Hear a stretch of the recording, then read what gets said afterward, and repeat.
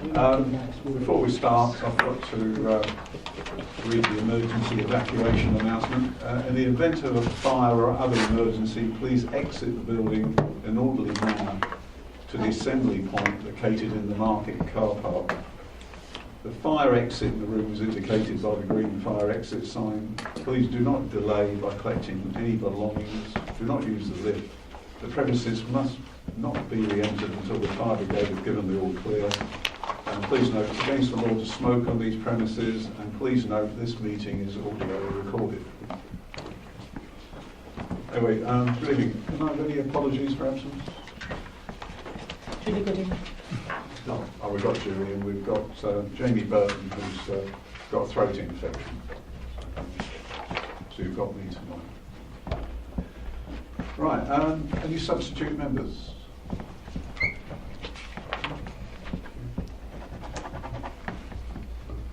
Any non-members attending? That's Tina. Tina. Now, the minutes of the meeting held on the 4th of July. Any issues with those, or are we going to accept them? Agreed. Agreed. Okay. And now we'd like to receive any declarations of interest. No? Chairman, could I just have some clarification on the whipping declarations? Well, if you've got,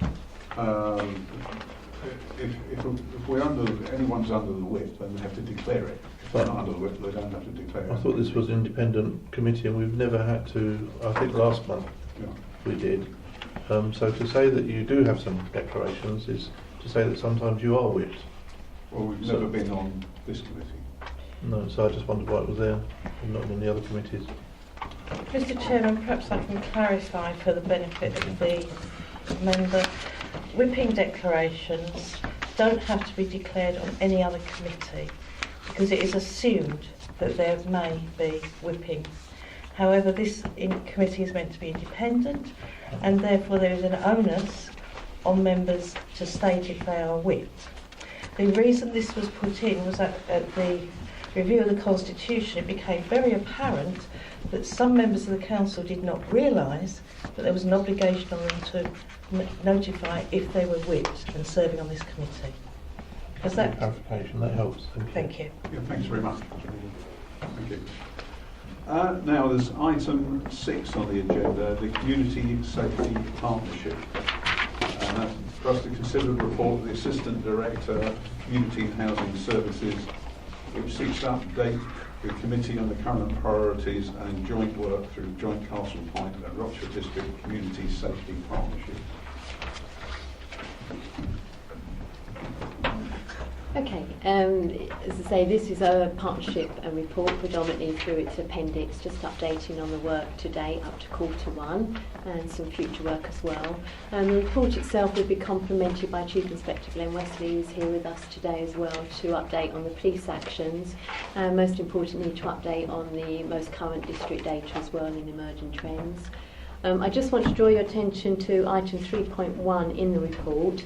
It says the current priorities have been carried forward from 2017-18, of course actually say 2016-17. And the priorities were carried forward from that last year, as you know. But they were endorsed by the local strategic partnership back in June. I'll be happy to take any questions on the report, but before I do, I'd just like for Chief Inspector Glenn Wesley just to update and just give a more total picture on the partnership work. I think it's fair to say that certainly the client CSP that I sit on with Louisa and Crows and Castle Point continues to be a really positive forum for people to discuss issues. There's clearly a lot of, it brings some collective wisdom around the table, might I say so, in terms of resolving issues, and I'm pleased to say that both our partners in Rochester and Castle Point were very proactive, both in terms of days of action where we work jointly together, and also in sharing information where perhaps an individual or individuals or a location has come to notice. And the information sharing that goes on between us is excellent, genuinely excellent. We very rarely encounter problems or potholes when we're sort of trying to share information. That's good, and that can only be for the underlying the work that we're all trying to do. In terms of the community policing hub that's been mentioned previously, and I think I've spoken about here previously, it's still very much work in progress.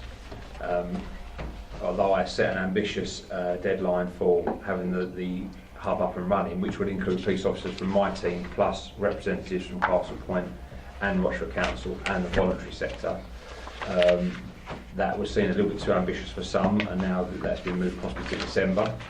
I'm pleased to say it's been given a project lead at police headquarters from the police side to push the final things across the line, and literally that's where we're at the moment.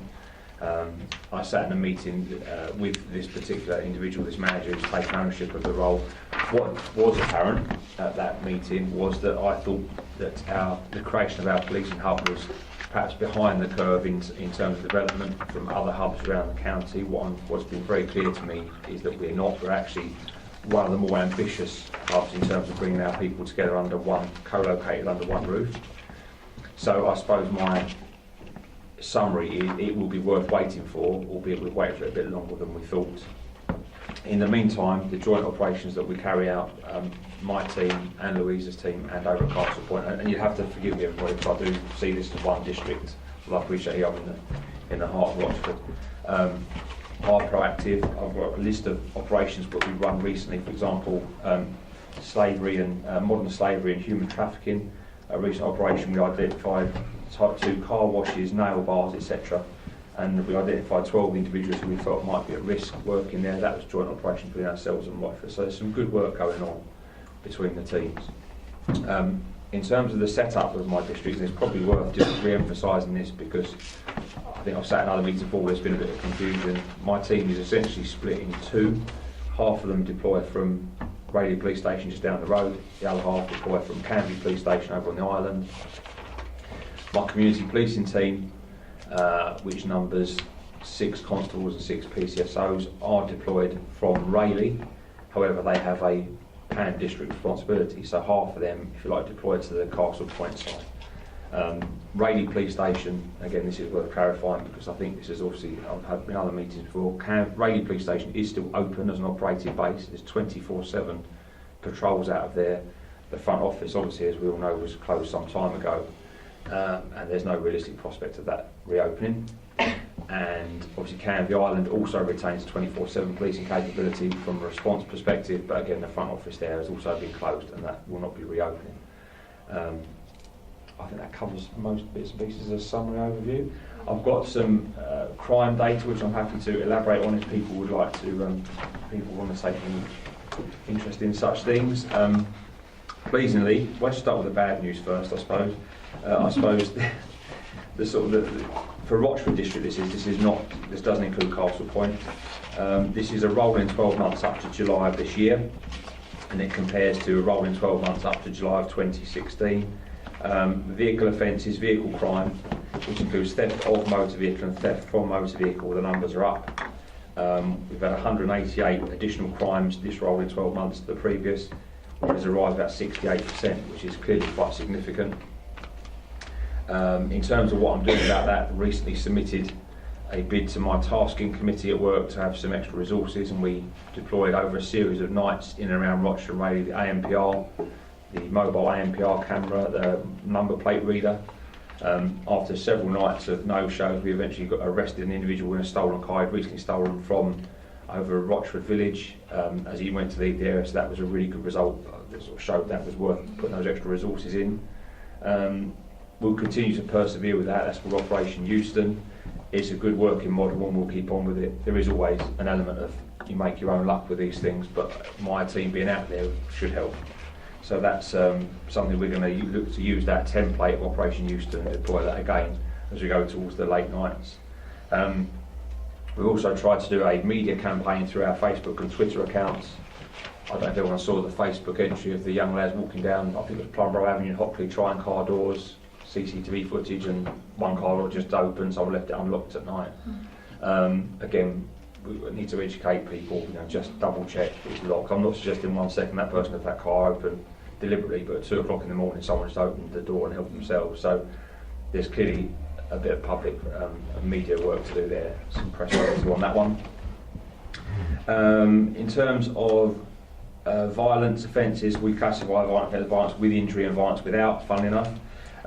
Both are slightly elevated this year, 13% up in terms of the violence with injury, 6% up in violence without injury. And just to elaborate, violence without injury includes texting, bullying, comments on Facebook and that sort of thing, threats to do harm, stuff like that. It's no actual injury caused, but there's an intimation of a threat. Both those areas are up. The statistics don't break down how much of that is domestic abuse or domestic violence, but I will guarantee that certainly in there, some of that domestic abuse will account for some of that. Clearly we work very closely with our officers on Operation Juno, which is our domestic abuse team, and partnerships through the MARAC to sort of go on and to protect victims and encourage them to come forward. I suppose part of my frustration in terms of dealing with violence with injury is that my district yet haven't been given the body-worn video cameras. Other districts around the force have. I think I've got one unit in my whole district, which was an officer that transferred in from a different area and brought their camera with them. Very frustrating, because actually in terms of evidence capture is really important, and it proved very impactful elsewhere, but we're still waiting for ours, and trust me, it's not through want of asking for them. But apparently the official reason at the moment is the server that holds all the footage from all across the county gets brought into a big central server, and we've filled that up. And they can't just plug an extra server in, because that'll only last another 6 months and that will get full up. So they're now working on an IT solution to sort out this storage facility for the data. So until they work that out, we won't get our cameras, because we'll add to the problem.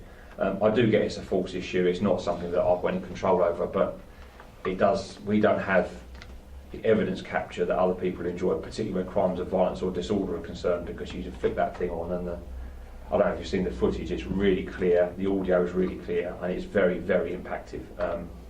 But sadly we don't have it. It's not the answer to everything, but it's certainly something that other districts have that we don't yet.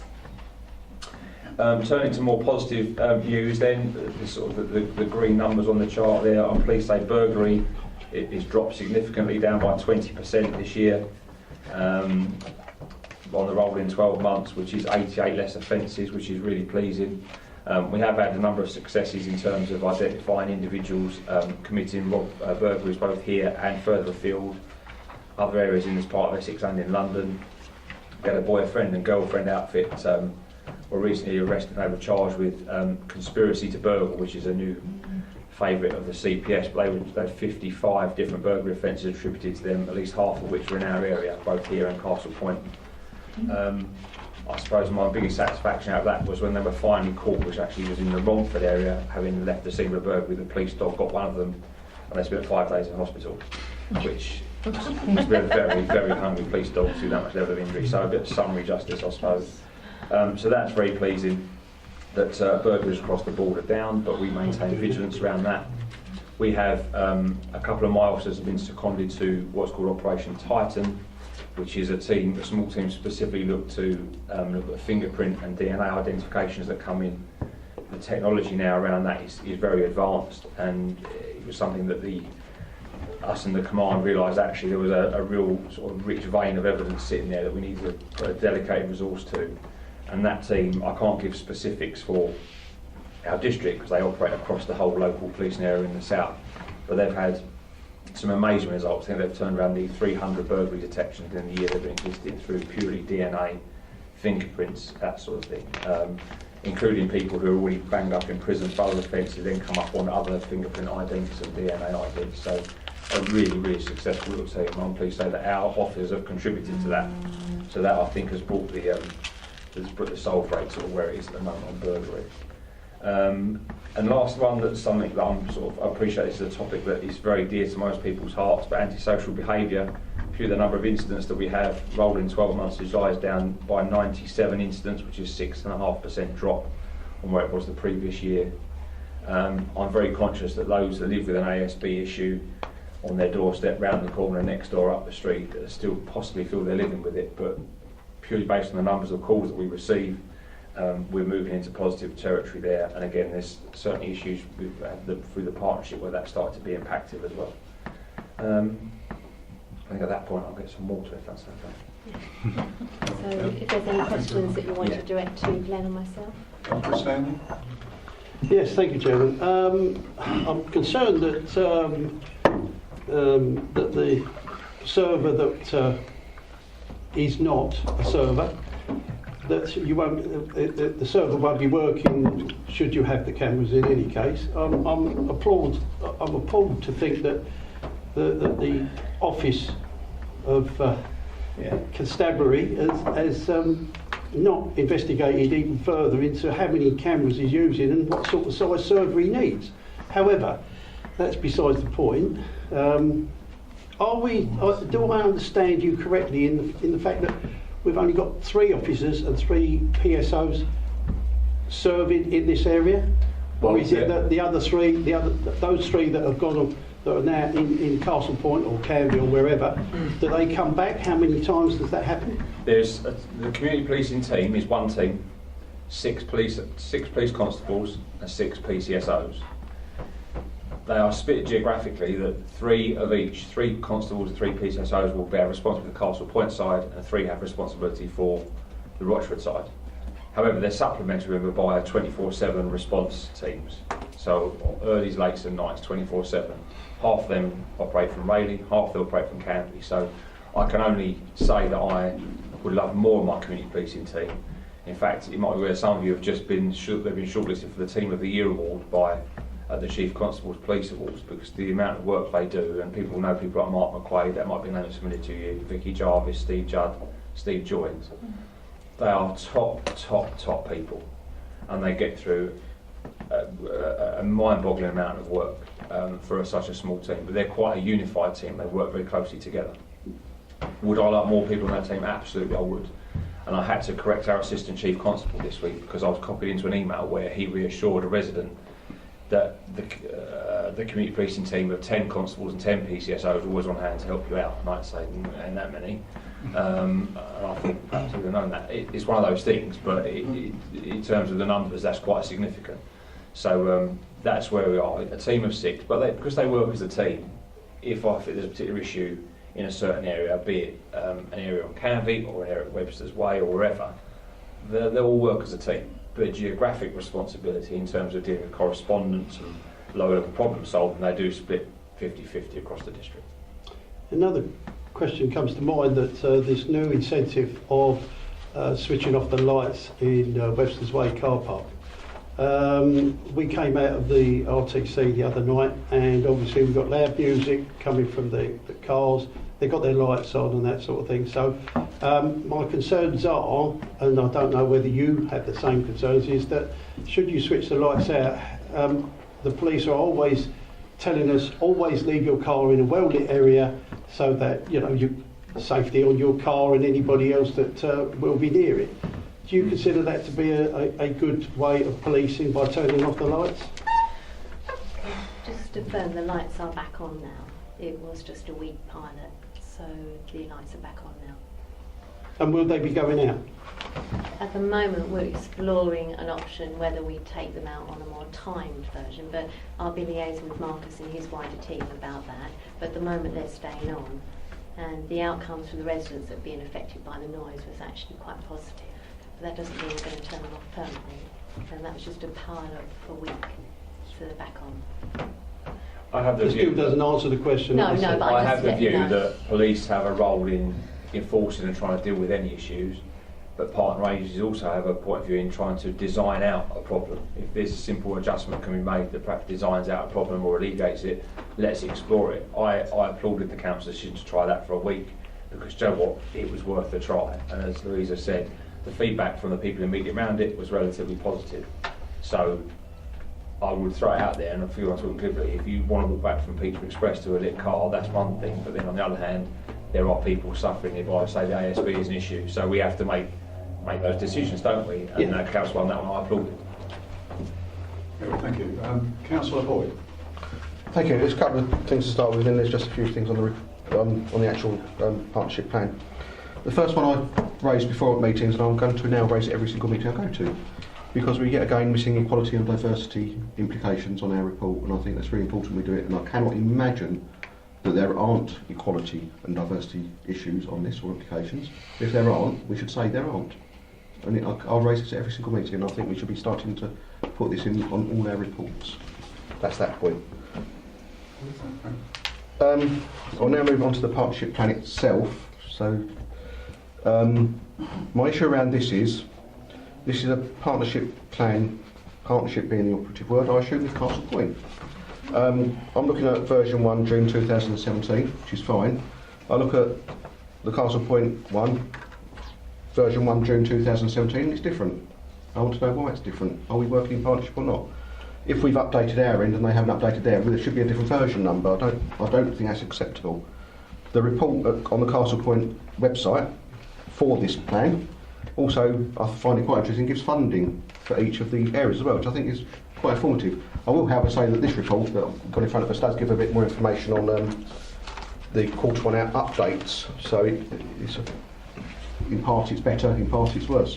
But I want to know why, if we're working in partnership, we've got different reports. For a start, that's the first question. I mean, it wasn't done intentionally. I suppose I focused on the fact that you might be more interested to see Rochford updates, so I've purely just detailed Rochford. I'm very happy in future reports to detail both updates from Castle Point and Rochford. I agree there's some overlap because some of these outcomes are also as a result of Castle Point's actions. I haven't put budget in there intentionally, left it out. I'm very happy to put it back in. I think it was in the previous report that I detailed when we were first setting priorities. So again, I'm very happy to do a more detailed update that includes Castle Point. I just thought for clarity and just to focus really on what Rochford's achieved, because in some areas I think we have achieved more, which is why you see the update is a bit fuller. Yeah, sorry, come back on that. I'm quite happy with that, but I think we should clearly state that this presumably isn't a definitive partnership plan as at that date, or it's a version later. Because then if people are trying to, if there are discussions about which version you're looking at, there's just confusion. Yeah, okay, we can put Rochford version. Which confuses me. Yeah. Sorry, if I just go through the report quickly. The first question was about J9. How are we on with that? Because it seems to be delayed from last year as well. I say it without the page because I know I was going to raise J9. And I've now lost where it was on the page. Yeah, it's on page 4 of the report. J9 refresh and training agreed for November as above. I'm fairly convinced that this has been a bit delayed from last year as well, because this was in the 2016-17 report to be refreshed. So I'm not sure if it's been refreshing again, yes, or are you still struggling with the refresh? No, sorry for not clarifying it. It was refreshed last year, and when I say refresh, people were just retrained, their awareness was peaked again, and this is just again a further awareness session for partners, and we're doing it in DV week as well. Yeah. So everywhere which has a J9 logo has been refreshed and have been trained and are aware of the programme. They're all invited annually for further refresh. And I'm just concerned that some of them don't know about it, that was all. Okay. Where they have a legacy of having J9 in the past and they've still got the logo up. Okay. And I just want to be convinced that they are now aware of it. That was all on that one. Thank you. Sorry, there's just 3 points on here. That was all. I'll take it then that if there is an update on here which might say quarter 4 on your one, quarter 3 on the Castle Point one, your one is going to be more up to date. Is that correct? Well, I can take that as a given. I think you should, yes. Yeah, right, okay. I'm happy with that. In that case, I'll leave that one.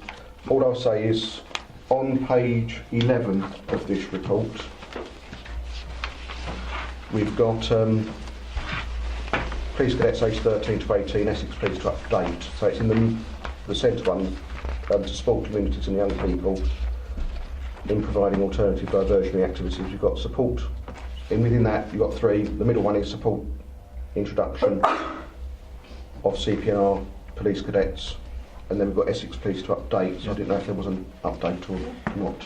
As we speak, right now, the 30 cadets are enjoying their pass-out ceremony at Dean's School right now. So they've been very successful, and I'm going to the county-wide pass-out play for the police cadets for the whole force at Mitchell College on Thursday. So those, and it's quite a testament to Steve Judd and Janice Nelson and another lady from headquarters who have pushed that programme, as well as doing their day job, that we've got that successful outcome. So I'm looking forward to seeing those cadets deployed, certainly going into the winter and events and activities across the borough. Okay. Then the final one, which is something linked to this, is the active citizen volunteers. It says to update by Essex Police. I just want to throw a question as well, or a few queries with that, or two questions really. One is, are the active citizen volunteers, whatever they're called, now doing what would have used to be done by the police? Say they might be conducting meetings for instead of neighbourhood action panels. We've lost those. Yeah. We've lost most other things. Because I understand that there's one in Rochford. I think I can't remember if it's Rochford. We've got 11 active citizens on our books at the moment. And they're doing the meetings rather than the They are police. attending meetings. They are. Sorry, I think I've probably not phrased the question very well. So where we used to have, we might be able, the police might have an hour in the library, or they might say come to the community centre. We've had a meeting there to discuss what's going on. Yes. That doesn't seem to happen now.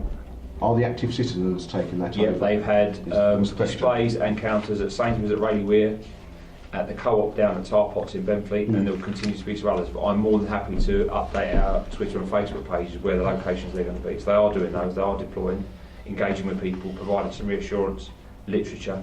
Are they available to engage within a meeting setting, in a community meeting? I wouldn't expect them to come to a meeting and answer questions, Okay. because that wouldn't be appropriate. These are people who volunteers. Yeah, that's fine. We just so I wouldn't want them to. I'm paid to come here and take. That's fine. I wanted to understand that.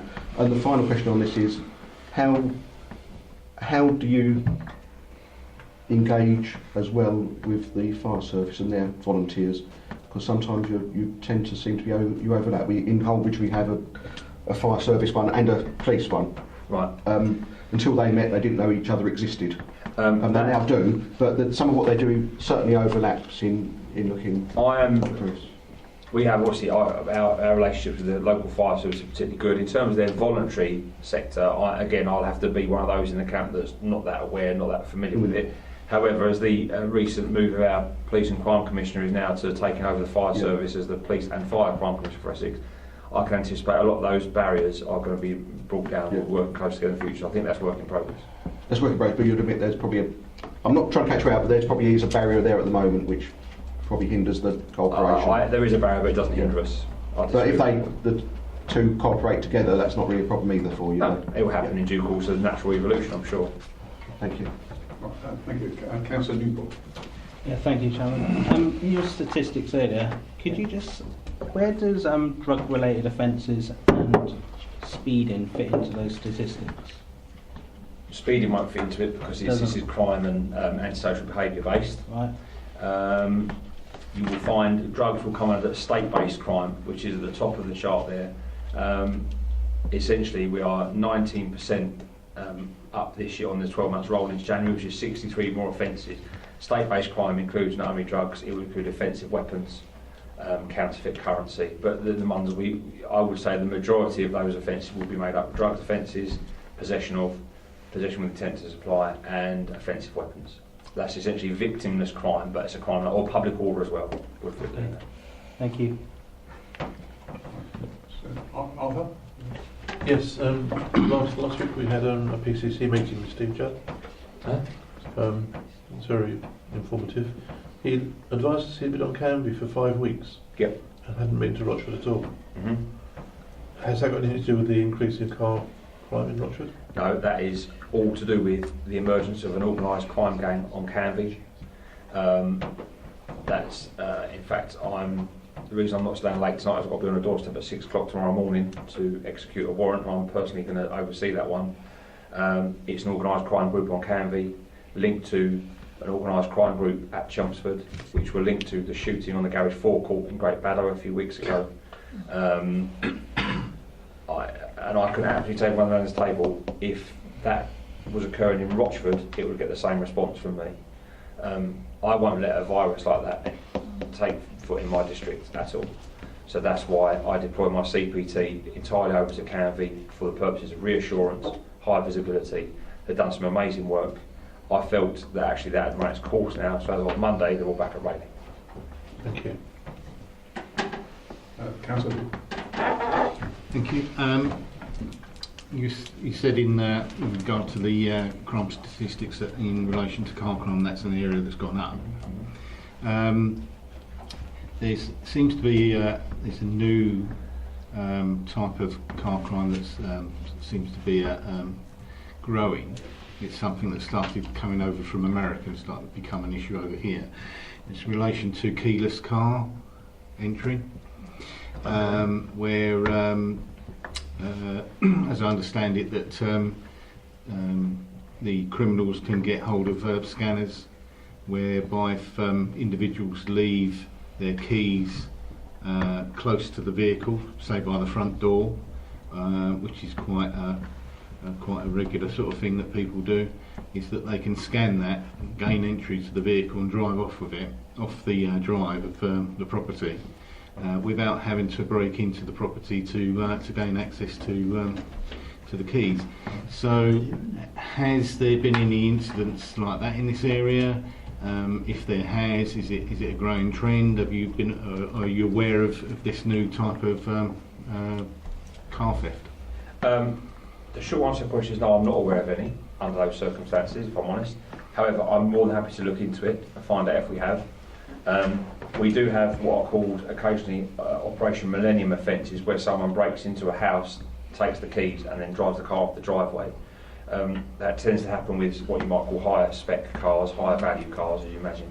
Although I did see a Renault Clio that was taken the other night, which was kind of surprising. No respect to Renault Clio drivers, but it was a £1,500 car, and they broke in to get the keys for it.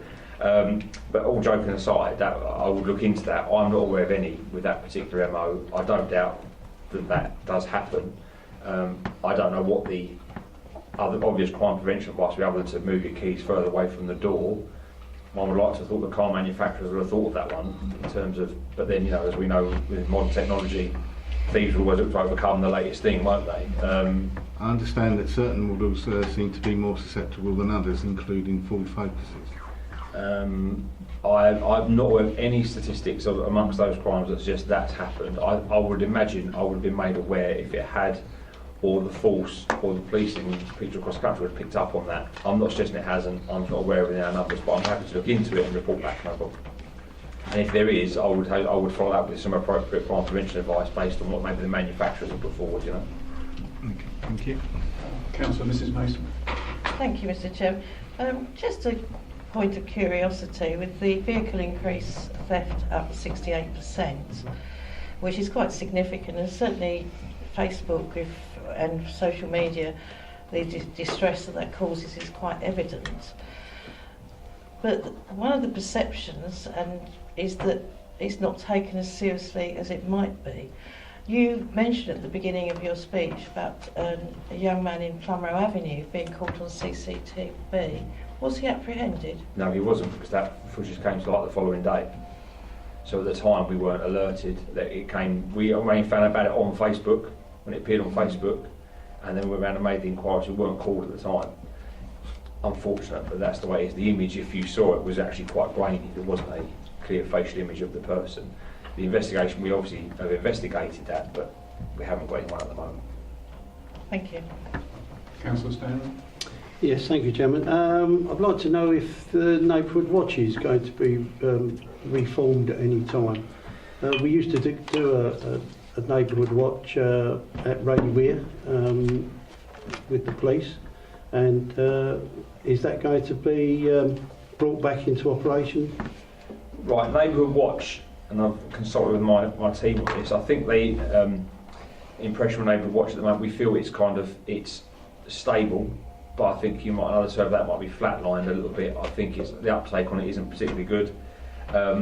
There is a presentation. Mark McQuaid has convened a meeting of the current coordinators on the 13th of September here in Raleigh to try and reinvigorate the Neighbourhood Watch, try and enlist some extra coordinators, some extra members. We would like, when our hub goes live in December, I didn't say which December, did I? That they will be part of that. They will be part of that, because that's important to bring them in. I don't suppose, for me, I suppose, and this is not a police view. I think the slight issue for me sometimes, I think Neighbourhood Watch almost now that it's decades old, that name, isn't it? It's almost a little bit tired, I think. So I think there's probably a need around the county to reinvigorate Neighbourhood Watch and bring it into the 21st century. Even a name change might be. I mean, things keep their name for 20 plus years and don't change. I think there's possibly a need to go down to a real fundamental level with Neighbourhood Watch and reinvigorate it. But nonetheless, that's just a personal view, not the view of the Chief Constable. But we are going to, through Mark and the team, try and reinvigorate that locally. I'm going to circulate details of this event on the 13th, and if anyone has even got a passing interest or knows a neighbour that might be a benefit to, come along. I'll make sure we get put on our website and we'll go on our Twitter feed as well, and we will try and reinvigorate it. Can you put that through the RDC as well? Yeah, of course, absolutely. Because neighbours local to where I am have been pestered with youngsters in cars whizzing round the district, and you know, it's no good me phoning the police and telling them, say, you know, what can you do about it, because they're whizzing round, like, you know. So and it's seeing Neighbourhood Watch as an intelligence gathering sponge, yeah, which is really where the value comes into. Where do we go to? Like, yeah. I'm one of the Neighbourhood Watch coordinators. I've taken it over about 2 years ago, so yeah, and we got nowhere to go to with it. No, I understand. So some regular communication with us. There's also another event on the 26th of September at Holy Trinity Church, but I need to find out how that one fits with the earlier one. So I'll get some clarification on that, and I'll make sure that it's sent through RDC and our Twitter pages as well. Thank you. No problem. Robin? Thank you, Mr. Chairman.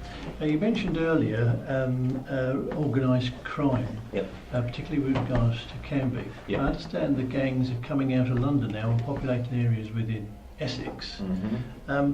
But is there a particular problem with Rochford District in respect of gangs? And also another question, there's a joint operations in respect of modern day slavery. Is there a particular problem within Rochford District for that? Right, if I deal with the first issue first, Rochford, mercifully, is not on the organised crime radar, I think. In fact, I'm confident it's not. That's not to suggest there's not issues with people dealing drugs in Rochford. But when I say organised crime gang, I mean these people are organised. They sell drugs through through sort of secretive phone lines. They bring drugs in from outside, and they're prepared to defend their turf with violence if necessary. Hence the Badlow shooting, hence the issues on Canby. And I'll reiterate the point: if we know differently is happening in Rochford, to me, the response would be the same. We would be as hard-hitting as we could. So no, mercifully, Rochford is not on the radar for OCG, but organised crime groups. However, I'm not naive to the fact that it might crop up. And what we're going through at the minute on Canby, the enforcement activity we put on, which includes the one that's going to take place tomorrow, I would replicate that in a heartbeat in Rochford if it happened. So I think we are a small enclave at the minute that's free of that. The bigger problems certainly rest in Basildon and Southend. There are clear links with those organised crime groups to crime groups from inner London. Chelmsford, as I mentioned a minute ago, has an ongoing issue with them, which this I think is we've got the ripple effect that has landed on Canby, which we're trying to deal with. So no, I think where Rochford sits at the minute, we find it fortuitous, and I'm very, very happy with that status quo. Can I just say, sorry, not that Glenn would know this, but I agree with everything that Glenn said, but that is not for us to be complacent, and certainly as a CSP, we're very much aware that we are in the middle of what is effectively we're being surrounded by county lines, which is gang-related stuff. So, for example, we're revisiting, for example, we did a very gang awareness session last year. We're revisiting that again for partners based on demand this year. And also there's some very bespoke youth work going on in Rochford Square. And, you know, Glenn might not want to know this, but this is for your information, for your ears only, that one of the youths being worked with has got very strong links with the Southend gang lines and the London gang lines. So we can't say, there isn't a big problem, but there is a ripple effect being seen, and that's just a very small piece of work. So, you know, we mustn't go away from here thinking we're not being affected, but there is quite a lot of partnership work going on behind the scenes to try to do prevention work around that, so we don't become a problem. One area, give you one example where we try to bring some knowledge to things, is when we have youngsters that go missing, go out for the evening, don't come home, maybe text mum and dad saying, I'm out, I'm fine, I'm not telling you where I am. When we sort of look into those inquiries, we deal with missing people. What we then do is a follow-up to say, right, you know, where's he been? Who's he been associated with, or she? Where's he or she been? You know, and there's indicators with organised crime group activity, such as are they just turning up suddenly in a really expensive hoodie that mum and dad didn't buy? So as if they're doing something and therefore being rewarded, which are all indicators of some kind of gang. Call it grooming if you like, grooming by gangs to get, you know, where did that new phone come from? I haven't seen that phone call. What about ages, mum? And mum goes, no you haven't. So where's the brand new iPhone come from? They're all little indicators we can look for. And we're alive to that across the district. So that gives me some satisfaction, but I think there's something that we're not complacent at all. In terms of the human trafficking side, again, I think this is an issue that almost hides in plain sight for a lot of us, if I'm honest. You know, the car wash that does your car for £6 down the road, the nail bar full of, you know, inherent normally sort of young Chinese girls, etc., that they're during the day and they disappear at night. All I can say is we're vigilant around that, hence the day of action we did recently. Prior to that, the day of action before, we actually found an individual who was wanted, I think in Lithuania. He was one of 2 European arrest warrants for Lithuania or Eastern Europe, working here, that was here in Rochford. So it's not a massive issue as it might be seen in some, but that's why I like to keep revisiting that as part of our CSP activity, keep the wheels turned around it. Then if we do have people traffickers sort of land here, they're going to know or people bringing in sort of foreign workers, they may be fully legitimate above board, and we can't, you know, we can't have it both ways. People are legitimately doing their work, but we then to dig into under the surface, those were actually, that wasn't a straight answer, and you haven't got the paperwork, so what's going on?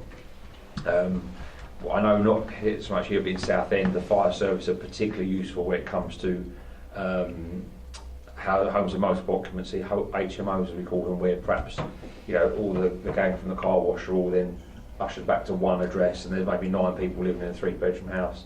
Fire service are great for applying for warrants to get into those places. So again, that's another tactic up the sleeve. If we do encounter one, we'll be robust about it through the partnership with other agencies. So again, not a massive issue for us, but we are not complacent about it. Is that right? Councillor Hall. Yeah, thank you, Chair, for letting me come back. It was just around the gang issue. It's, as you say, I've not really seen much evidence of it. However, I've come across, in the last couple of weeks, a 17-year-old young man, we use that word, who certainly believes he belongs to a gang, and certainly believes he wears a chain which gives him protection because of he belongs to the gang. He was recently beaten outside Tesco's. Is that a problem? I would guess it's not a gang in the sense that you're talking about gangs, but they certainly think they're a gang in that sense. Is that on the radar? Is that a potential problem, or is that something that Louisa might have been referring to potentially? Personally, perhaps I'm speaking out of turn, I don't think that's a potential problem. I think no, that's if, for example, the ex-gang member that's working with you at Rochford Square started talking to him about what a real gang is, I think he probably would start being quite quiet about it. But, you know, unfortunately we can't get to everyone, but I don't think that's probably someone causing more ASB than it is. I think I'm inclined to with Louisa, people who are in organised crime gangs they don't brag about it. No, exactly. That's that's my view, but I didn't know if that they want to keep under the radar. They don't want to be known. So, I wasn't aware if that causes other problems instead, though. Or is it just really it's effectively problems amongst themselves and maybe some minor? If we were to encounter a youngster who thought, you know, it was some sort of badge of honour, I think we could probably in 5 minutes give him the appropriate advice to like wind his neck in a bit, I would imagine. Yes, thank you. I think we've got one more question from Councillor Gould. Yes, thank you. Mr. Chairman, we're talking about organised crime, and there's no organised crime in Rochford Town. But is there an organised grow in the Rochford area? Now, some of you might not know what that is, but it's the growing of cannabis. A number of weeks ago, probably going back 2 or 3 months, let's say 2 or 3 months, I had a report from a resident that there was unusual dumping of plants outside the allotment. When I went round there, yes, it was the remain of a grow, and quite a substantial size grow, which obviously I informed the police. They come down, had a look, it was cleared away within 24 hours by Rochford Council. going around sort of the Rochford area, if you know what you're looking for and where to look, you will see the remains of grows. Are you aware of any of the grows in the Rochford area? If not, maybe you should have a chat later. Yes, that is a for me and you to have a chat outside this room. Simply that. We act very quickly on information around grows. The nice thing about grows, if that's an unfortunate phrase, is that they can't just be moved. It's not, I mean, a drug dealer in a car is very mobile. Grows tend to be very static. We've executed a number of warrants across the whole district this year, seized a vast quantity of plants and equipment. One that leaps to mind was Hockley, which was where Mum and Dad had like a log cabin at the end of the garden, which they gave to their son as a kind of, you know, you can live out there, son, have a bit of peace and privacy and all that sort of thing. Well, he converted a little side storeroom into a minor grow that Mum and Dad didn't know anything about until we knocked on the door. You know, that was a small level grow, but that just, the point I say is to illustrate the fact that when we get the information, we will act on it, or if it's a fragment of information, we try and put it together, whatever else we might know. Information we share through the partnership, etc., is always really useful. So if you've got information pertinent to what you think is a grow, I'm happy to take detail from the outside. See, this is a truckload of gear that's got to be tipped nearly every time. Now, however silly they are, they're not going to be driving miles and miles with this on the back of their trucks. No. So we know that it's within the local 3 or 4 miles to be tipped up. Yeah, I'm happy to take details from the outside. Generally, that's probably the best place for it, really, rather than that before. Is that okay? Yes, certainly. Right, I'd like to thank Chief Inspector Wesley and Louisa for very full and very kind of rich presentations. So just shows how things have matured since the first meeting. So we should thank you very much for that. We have a recommendation at the bottom of this report that's proposed the committee resolves to note the work of the joint community partnership as outlined in the report. Agree. Thank you.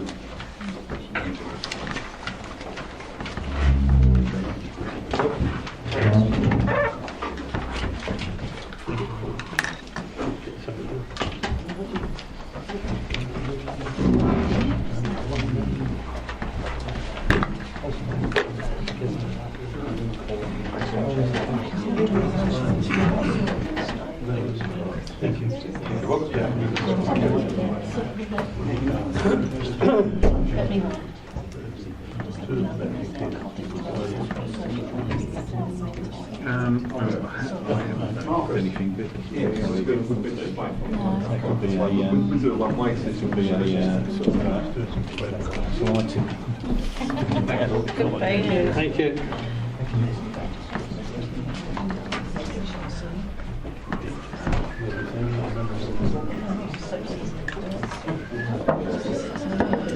Tends to drink from the glass. There's a new glass there. Yes, we share between. Oh, right. I know I'm all right, thanks. It's more that halfway through I forget, just drink it. And I've got more of a cold and they've got to give to me, so Have you got a card? I'm afraid so. Can I sit over there then? Is that a declaration? Should. Do you want some water, Marcus? I'm fine, thank you. You got something inside.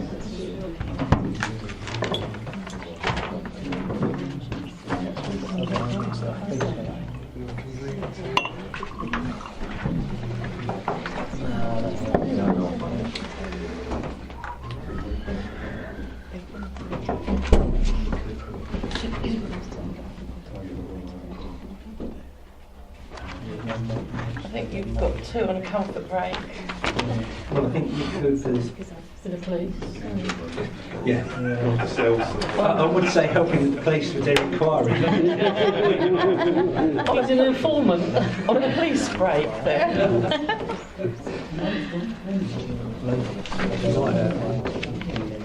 I know when they do races of cannabis, we get all the box of the allotments, they do it after us. We had this at Rochford.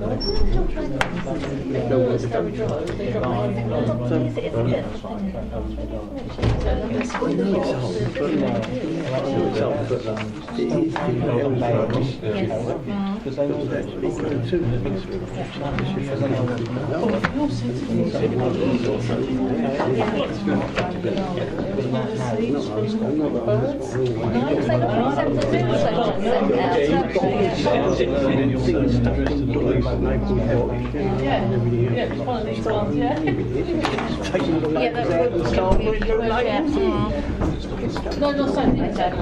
You know, and I've got all these pretty long names that won't stick it in the window. We've had recently a load of new signs put up there.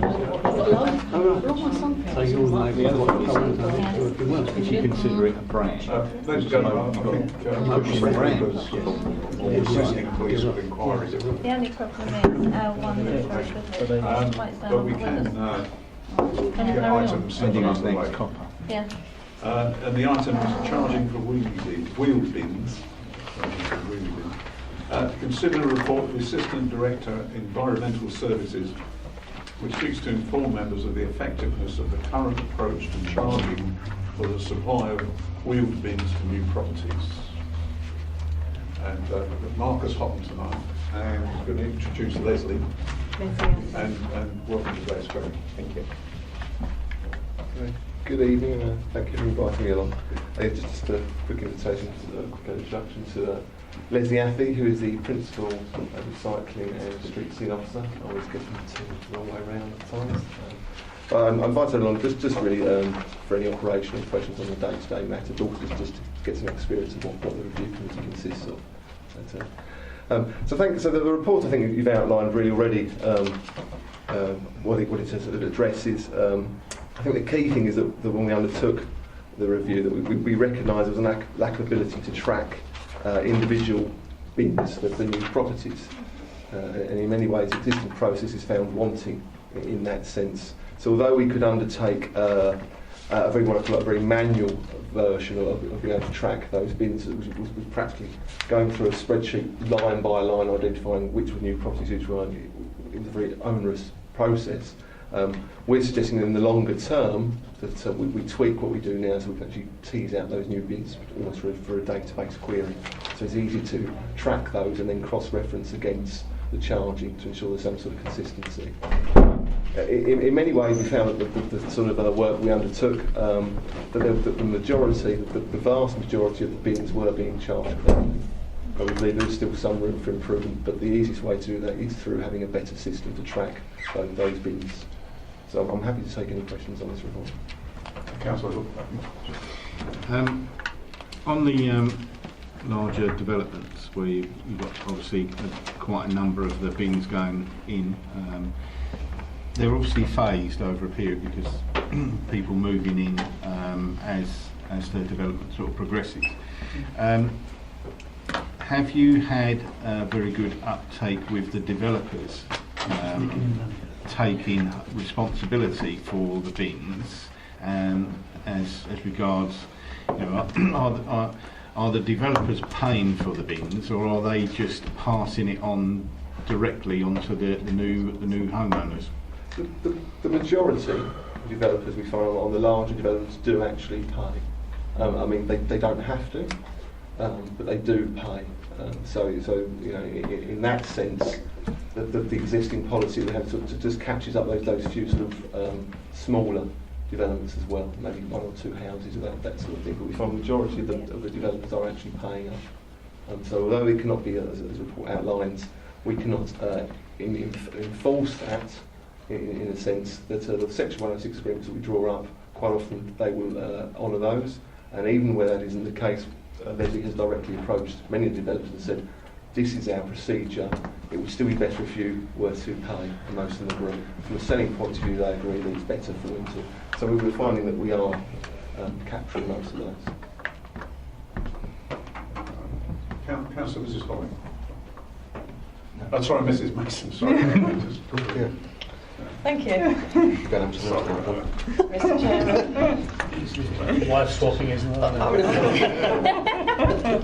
I think Diane and I will take no offence to that. There seems to be a fundamental flaw with the process that is in place. We advertised at the beginning that this would be a bin for life. No one has defined what life is. In the charging, you've got replacement bins of £52 for 3 over the life of the scheme. But there's no indication of how long you expect that scheme to last. And neither, when I had looked at figures before, which Rob Manning provided me with, had any of that money that had been collected for replacement bins been put into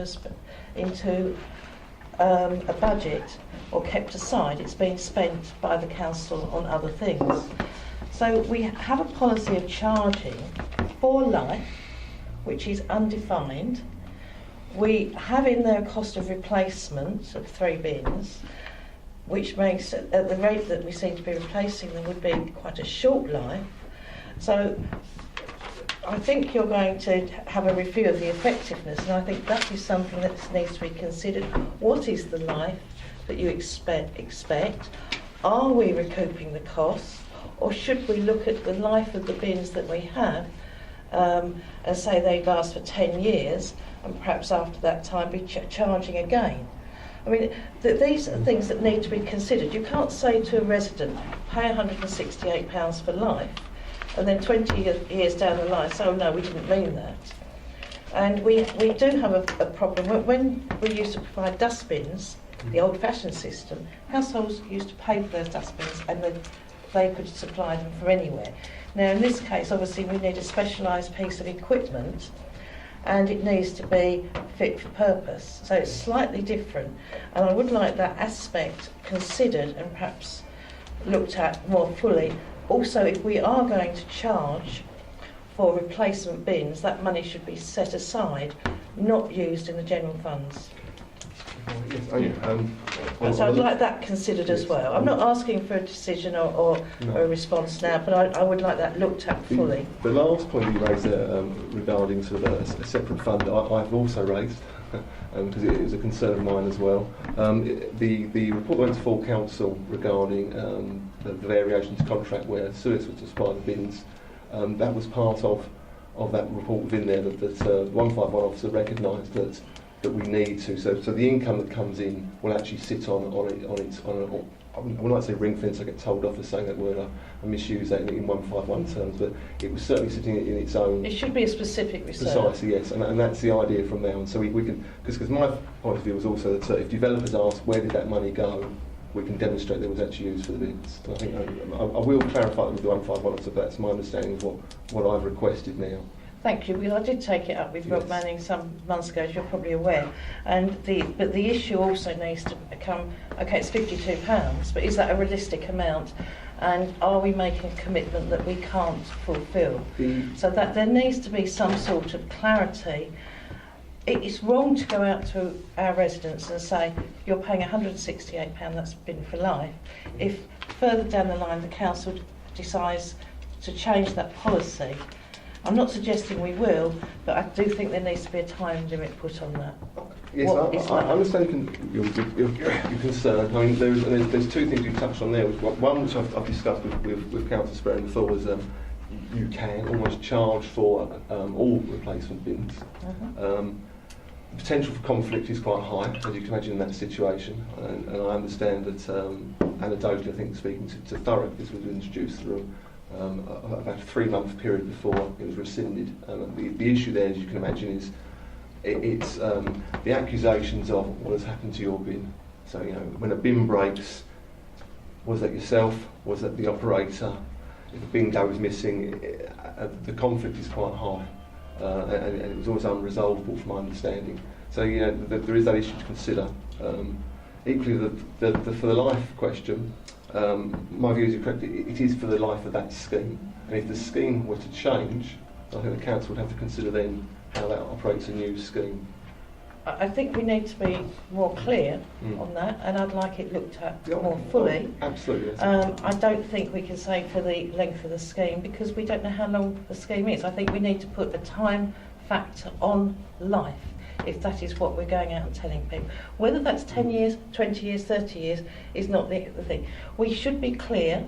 We should be clear ourselves in what we're charging for, what we're collecting money for, why we're collecting it, and we should be equally clear and transparent to our residents that if we're levying a charge for a purpose, that purpose is real and realistic. So, as I've said, I don't expect an answer now, but I do expect a full examination of that aspect. Thank you. Thank you, Mr. Chairman. Thank you. Right. Councillor Stan. Thank you, Chairman. Just a couple of questions. Is where we've got the resident and a fixed penalty charge notice or to be prosecuted, if the resident hasn't got any bins, but there was bins at that residency, yes, and they've been taken away by either the removal men that when they moved and all the rest of it, do we supply bins to that residence free of charge? And I think we should, because they're paying their council tax and it's not their fault that the bins have been taken away. And the other thing is, with new properties, I know you said on major developments, but on single developments, that is those that put a house in the back garden, that sort of thing, for one reason or another. Do we supply them with bins, or would that come under the builder to supply those? We would usually in that situation charge the resident that moves in. I mean, so for example, where you have large applications come through, it's very easy for us to identify those large applications and deal with those developers. Where it's individual developments, it becomes too onerous on ourselves to start approaching them and saying, by the way, would you like to buy the bins? So we tend to wait for those ones to come through to us and say, you've got to purchase these bins. Shouldn't we make some sort of compliance that when you build you will supply bins, because that would be I mean, in this one where the resident is said, should the resident decline to pay and they are not supplied with a new bin, in other words, they will be prosecuted. At the end of the day, they will be prosecuted because they haven't supplied the bin. But if we make a resolution to the builder so that they have to supply the bins, then that would then take the onus away from the resident or the buyer of the property. My advice from planning was that we would not be able to do so. That we could have a policy that would allow us to do so, because that was actually my first thinking. You know, that would be the simpler way to catch those applications. So there we go. Can we put the policy forward? But I mean, I think with the report there was only one. There's certain conditions they felt that they would struggle to actually sort of, if you like, attach a condition that states they must supply bins in that way.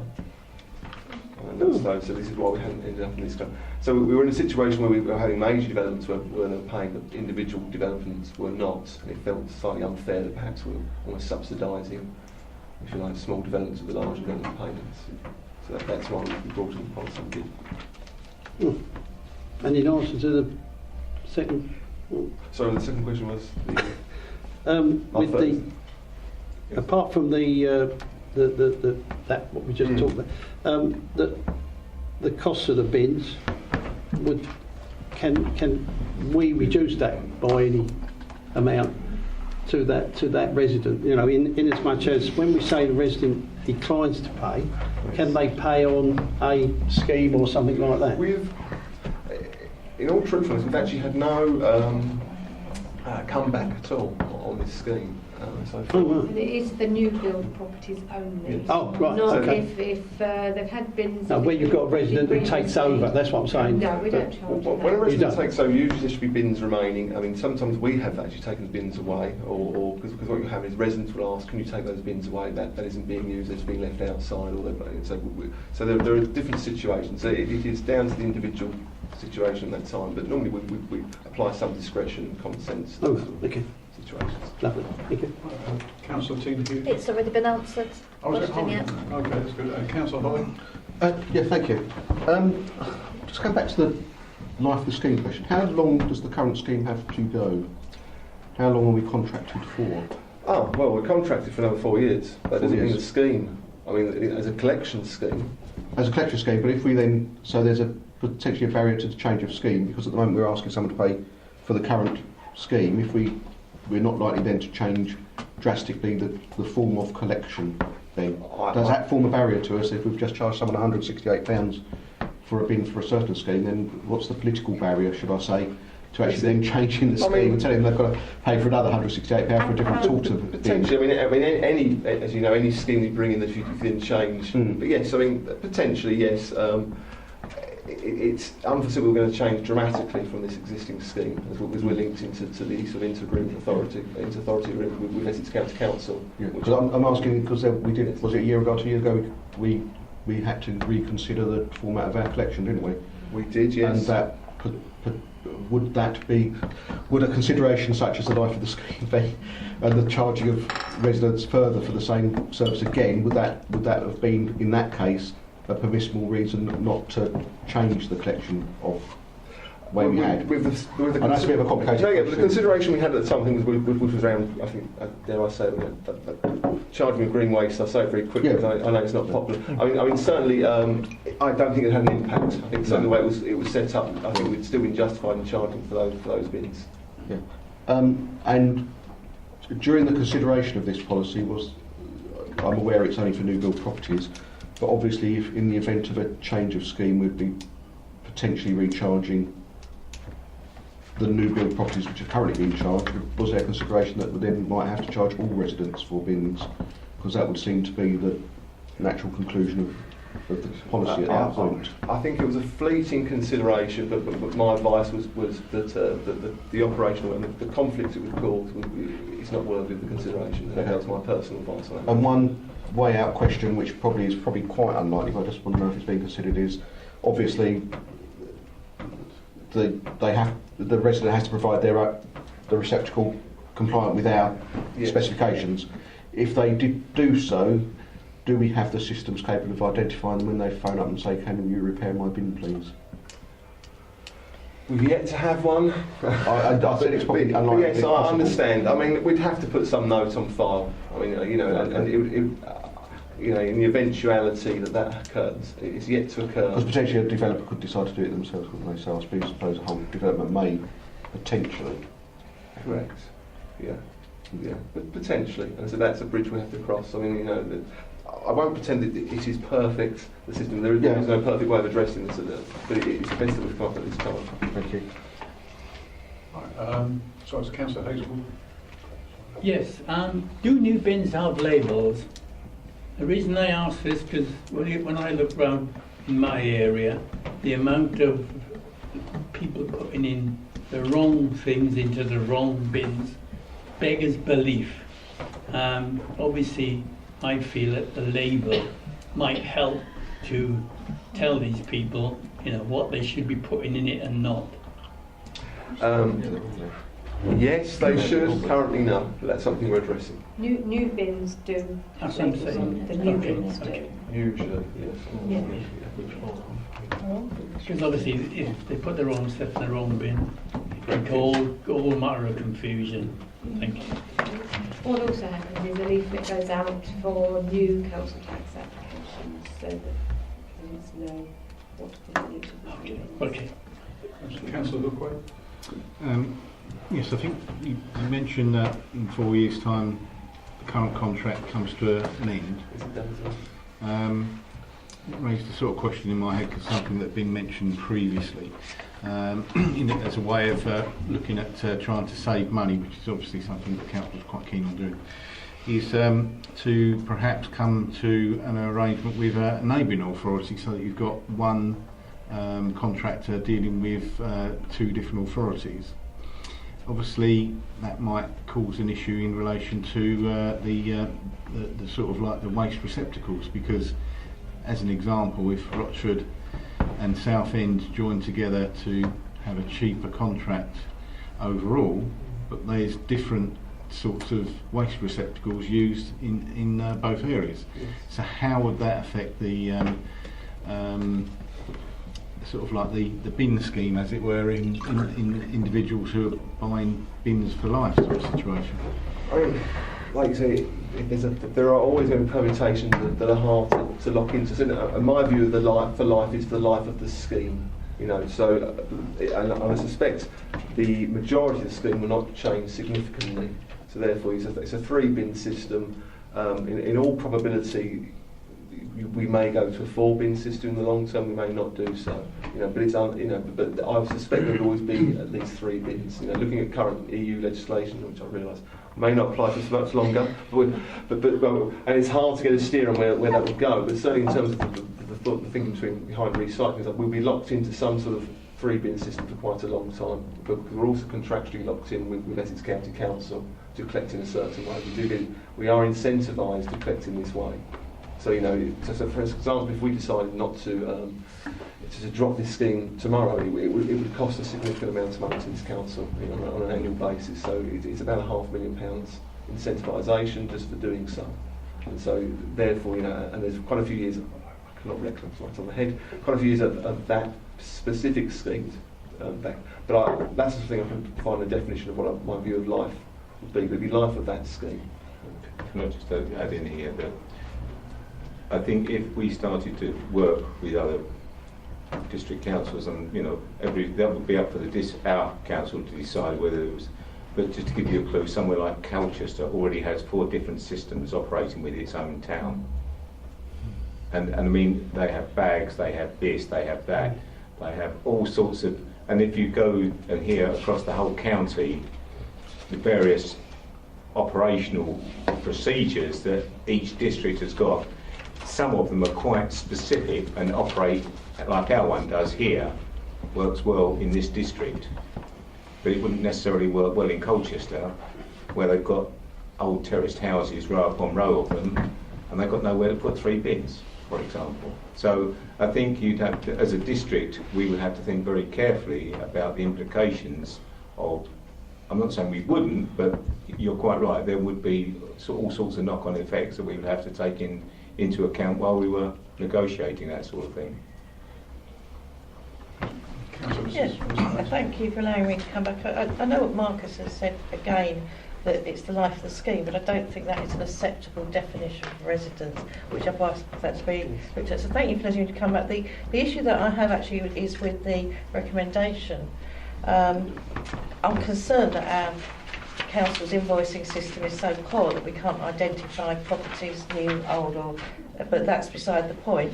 But the recommendation says that a review of the effective be undertaken over a 3-month period once the new invoicing system is operational. Well, when is it going to be operational? I mean, how long is a piece of string? I don't think that this should be left for an indefinite period. So I would like to see some time span put on that before to report back. I mean, and the only reason I didn't want to put a date on there was more for Paul's benefit, that when he wants to fit it into a review period. So the new system is up and running this month. So I would say sort of end of October, 3 months from then. But it was just I didn't want to be presumptuous enough to say I will come back to review it. There's more for you to say. Well, but we need to know when you can come back to review, which at the moment we don't. So if we can say as soon as possible after January or after the end of the year. January. As soon as possible. After January, so yeah, as soon as the committee determines after January 18. I think we need to have something more positive on the recommendation, if you'd allow that minor change, Mr. Chairman. I've already written it. Thank you. Thank you. Now there's Councillor Stanley. Just a little question, really, Marcus. I know we're talking about bins, but I do happen to have a resident that keeps on putting his stuff in pink bags and leaving it at the side of the bin because the bin is full. Is there any chance? Can he not get them picked up when the bins are emptied? I mean, it's such a silly thing. They're out in the. I was going to phone you about it, but while we're at this stage, it is a case of a nuisance. To not only foot traffic but also to everybody else in the street. Does he need to phone you or can I phone you to get picked up? Yes, I'll probably bring outside this review, but yes. I know, yeah, but absolutely. By all means, yes. Because he keeps putting them out on the bin, and I keep telling him phone them up, but I mean, if you're happy with me to do that, and I'll put them outside my place and then I'll get rid of them. An email to myself or Leslie, we'll contact you. Yeah, that'd be brilliant. Councillor Robert. Thank you, Mr. Chairman. To touch base on Councillor Hazelwood's point that regards the recycling and what goes in which bin, I refer residents who ask me to the website because it's all on there, of course. But to touch on Councillor Stanley's point, this is in regards to the. Sorry, no, I've lost my thread. I'll come back to it. Any other questions? Well, the recommendation is that the committee resolves that a review of effectiveness be undertaken over a 3-month period once the new bin invoicing system is operational. So I understand it started this month. It'll be starting this month. It's starting this month. So what we are going to say is we're going to invite you back January? February in February to give us an update on the progress of it. Yes. And any fine tuning you want. Yes, and the other points that were raised, we can provide some definition further. Thank you. Yeah, thank you very much. Thank you very much.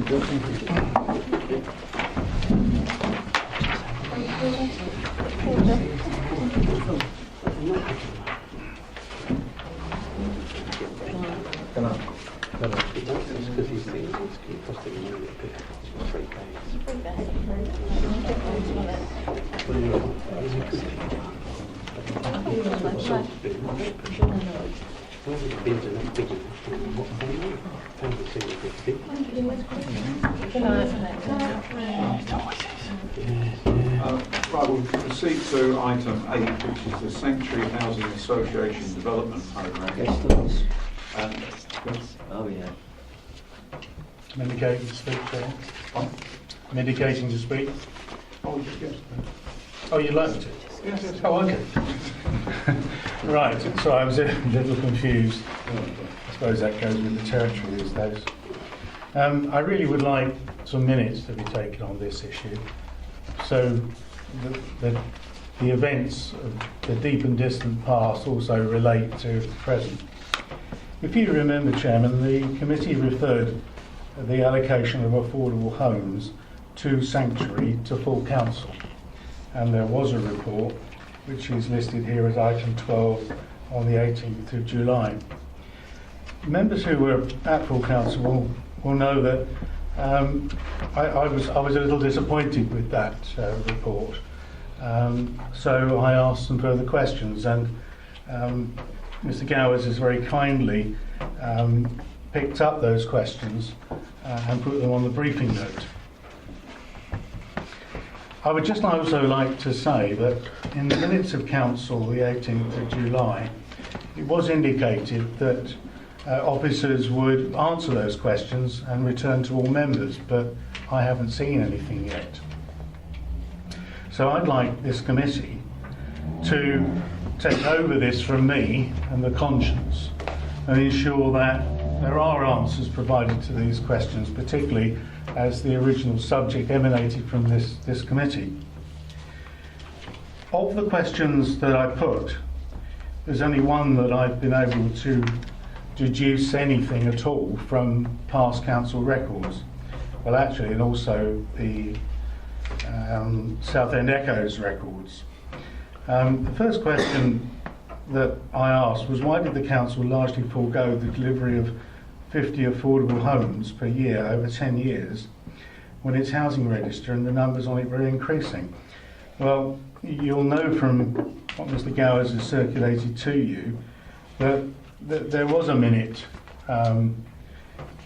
and where the issue of the expectation or aspiration of 50 affordable homes provided by Sanctuary was raised at this committee, and it is actually required. I won't comment on it because I wasn't actually present. I'm not even sure I was on the committee at the time, but I did hear that it was an unsatisfactory outcome. But since then, since that date, the council doesn't seem to have pursued it either. So I don't want to make a big thing of it, but if we are minuting it, and we should, then it's a case that we didn't pursue that aspiration an expectation following that review at review committee, which you've seen the minute of. I'm just going to say personally, I regret that, because obviously with our homeless register having risen to 893 people with 90 odd in temporary accommodation, I think we should have. As to the second question, why the council didn't fix a number and 10 years of delivery at the outset of the agreement, I don't know, and I'm looking forward to reply. The question of whether the development programme that Sanctuary have was discussed by those members of the council on the Sanctuary Committee is something I don't have an answer to, but I think is important to know. And more particularly, to know if we are on, as individuals, already on development committee or on it as substitute, bearing in mind that we've already voted on this agreement, which contains, a requirement of Sanctuary, does that in any way, like we have with the investment board, fetter our ability to make decisions? As to the last question, I don't know where I got to and said that, but I actually don't really see that that's relevant now. So who made the decision, how was it made? I don't actually recall the context of that. So Chairman, my conclusion is that I'd like this committee to pursue the matter of obtaining answers to the remaining questions from the officers, so that we can monitor them here. That's a proposal. It is, Chairman. Yes, it is a proposal. I'll second it. Councillor Hawkeye is seconding that. I just need to declare an interest as a member of the Sanctuary Committee in the whole item. I'll take advice, but I think I probably should declare an interest as a member of Rochester Housing Association Board for 3 years during this period. Not currently a member, or have been for a couple of years. As a comment, yeah. Make a comment. It seems reasonable just to get answers to the questions. Okay. So I mean, just in plain English, that's what we want. Basically, you've made a resolution that you want answers supplied to the questions. Fine, I will take that back to the officers, the officer machinery, and endeavour to get the answers to be fed back to the committee. Thank you, Mr. Chairman. I was just going to say, if the officers are unable to provide answers before the next review committee, perhaps we should ask them to attend and explain why they can't give us answers to these questions. I mean, this is July. We're now September. The next meeting. It should be a simple thing to have an answer to a question, especially when it's been directed by full council. So if we can't get them, perhaps that we can get the officers to attend and explain what the difficulty is. If that's acceptable to the committee. Agree with that? Yeah.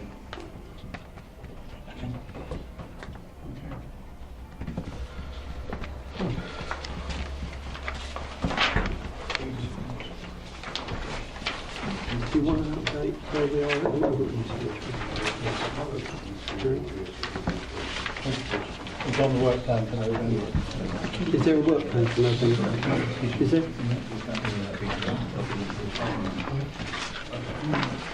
Well, the next item is item number 9, key decisions document.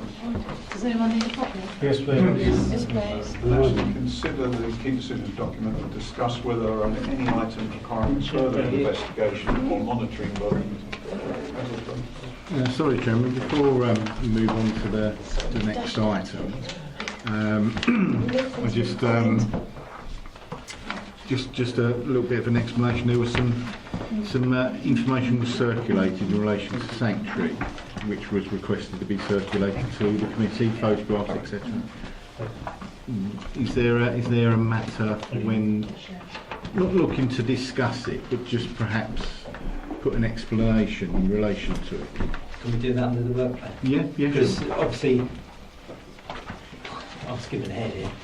When we get to the work plan and I say that you invited Sanctuary for the last meeting and they've declined, Yeah. I was just wondering where it's going to fit in to tonight. Yeah. I did send out an email and stated that. Yeah. It would be Okay. Yeah. Right. The key decision document.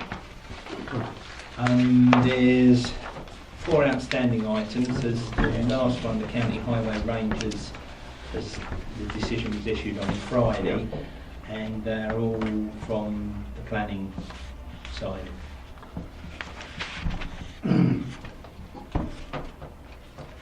Oh, yes, sorry. Councillor, sorry. Chairman, you'll recall that the previous meeting, Councillor Hookway raised the question of the Planning Policy Subcommittee not meeting, and we asked our officer to go away and find out why that was the case. Just to comment, obviously, with a number of items on this key decisions document, all of which are evidence. I know there's a view that says if you have to accept the evidence, then there's no need for you to do anything. But I actually don't agree, and I think this review committee should think about it, because every bit of evidence has an implication. And at the moment, we're not discussing the implications of the evidence, and there's no meeting of any sort determined to discuss it. For instance, the SHMAR, excuse me, I'm talking in tongues again, the SHMAR has been revised and gone through. That's been accepted as evidence. But there are serious implications of that SHMAR, as there will be for the EDNA, the Essex Gypsy and Traveller Accommodation Assessment, the SHALAR, they call it SHALAR, I call it SHALAR, that means that I'm just having a different language, and the South Essex Retail Study, all of which have implications. And the risk is, Chairman, that if members don't get into a formal setting to read these documents, receive summaries and to think about it, then when it comes to having to do more about the revision of the core strategy, we'll be behind the curve and we'll be something like 8 or 9, 10 significant evidence documents to try and assimilate. My own view is that if you are running a project of this nature, then you really want to consider them as they go through and understand the implications. So I don't know whether Mr. Gowers has had the opportunity to ask questions that we asked last time, but if he hasn't, then I've just raised the ante. Councillor Tony, we're going to answer that. Yeah, I mean, just on the back of that, it seems that the Planning Policy Subcommittee has only really addressed matters relating to public consultation. But I would have thought that matters of reports and evidence should be part of the remit of that subcommittee as well. Yes.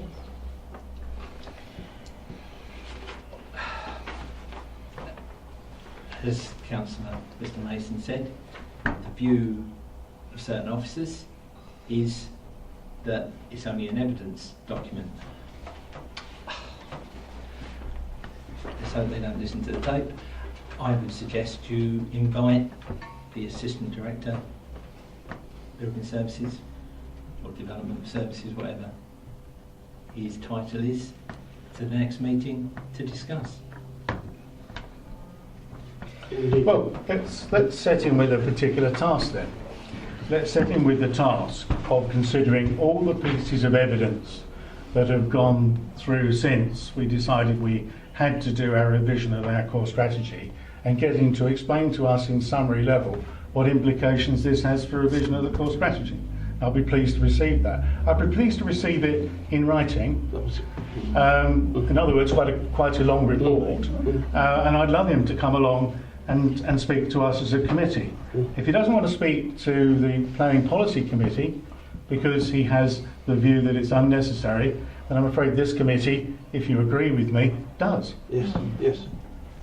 Yeah. Okay. Sorry? Yep. Agree. Yep. Yep.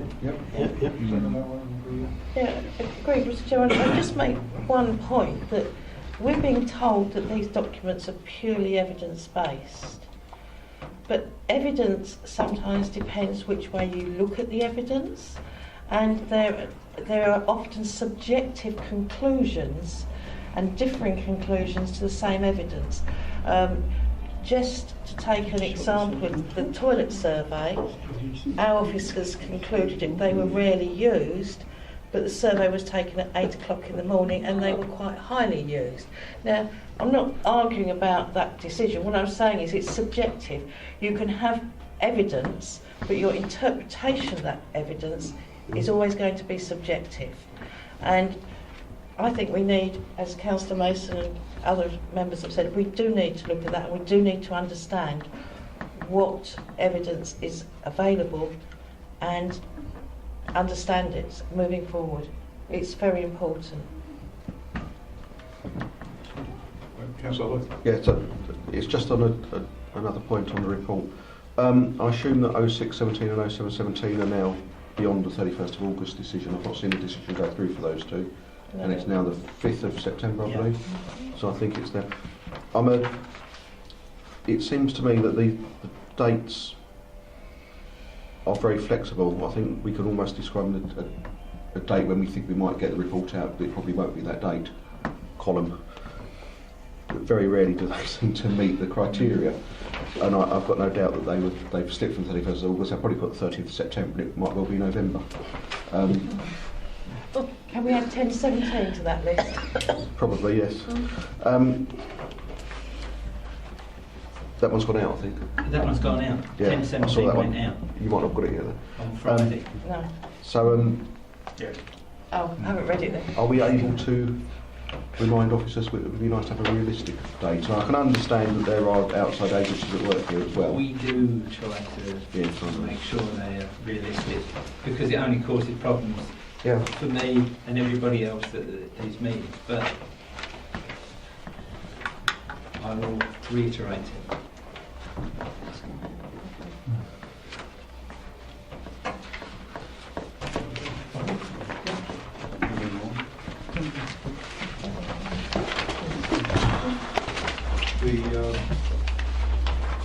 In the work, we've got sanctuary now on the 7th of November.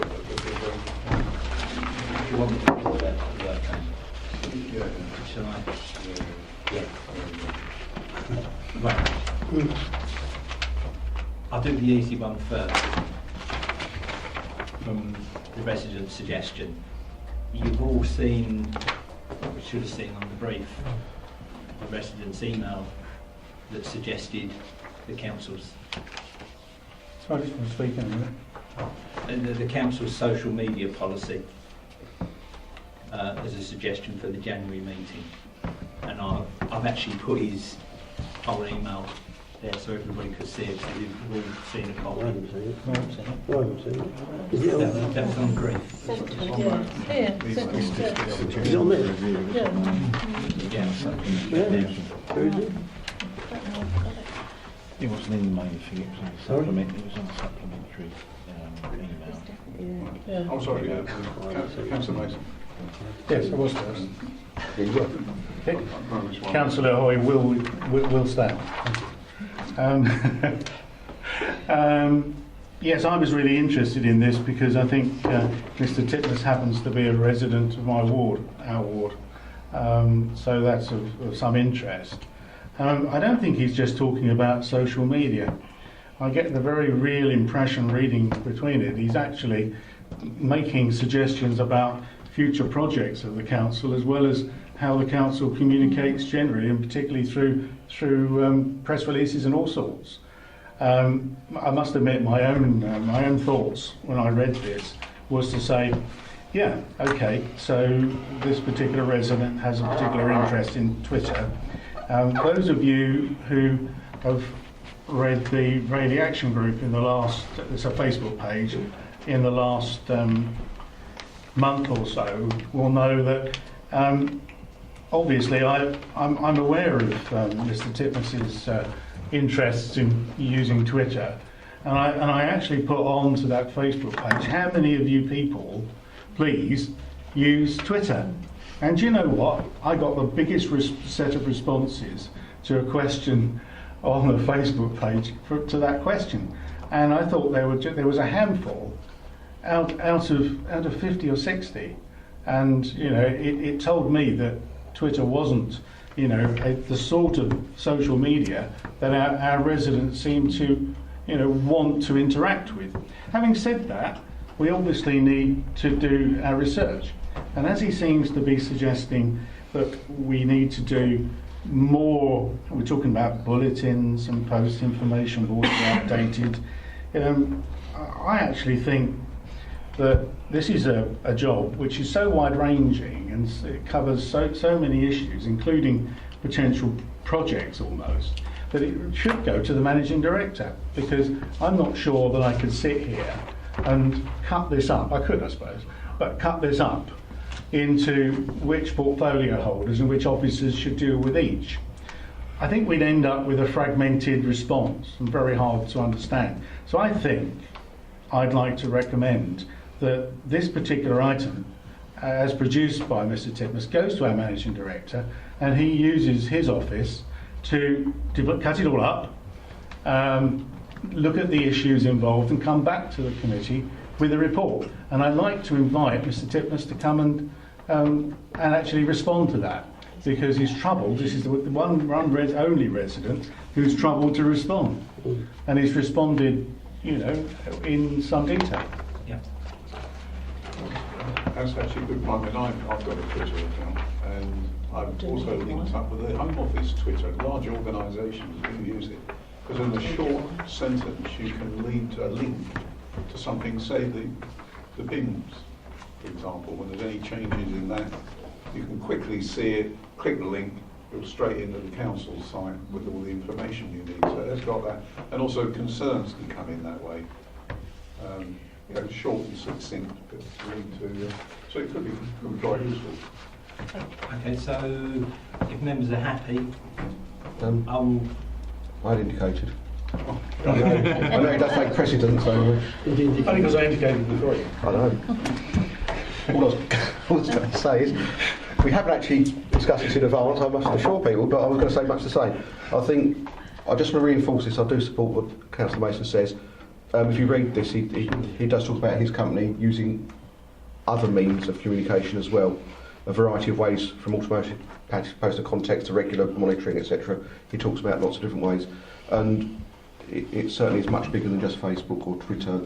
Young people do not use Facebook or Twitter. They use things I don't know the words of.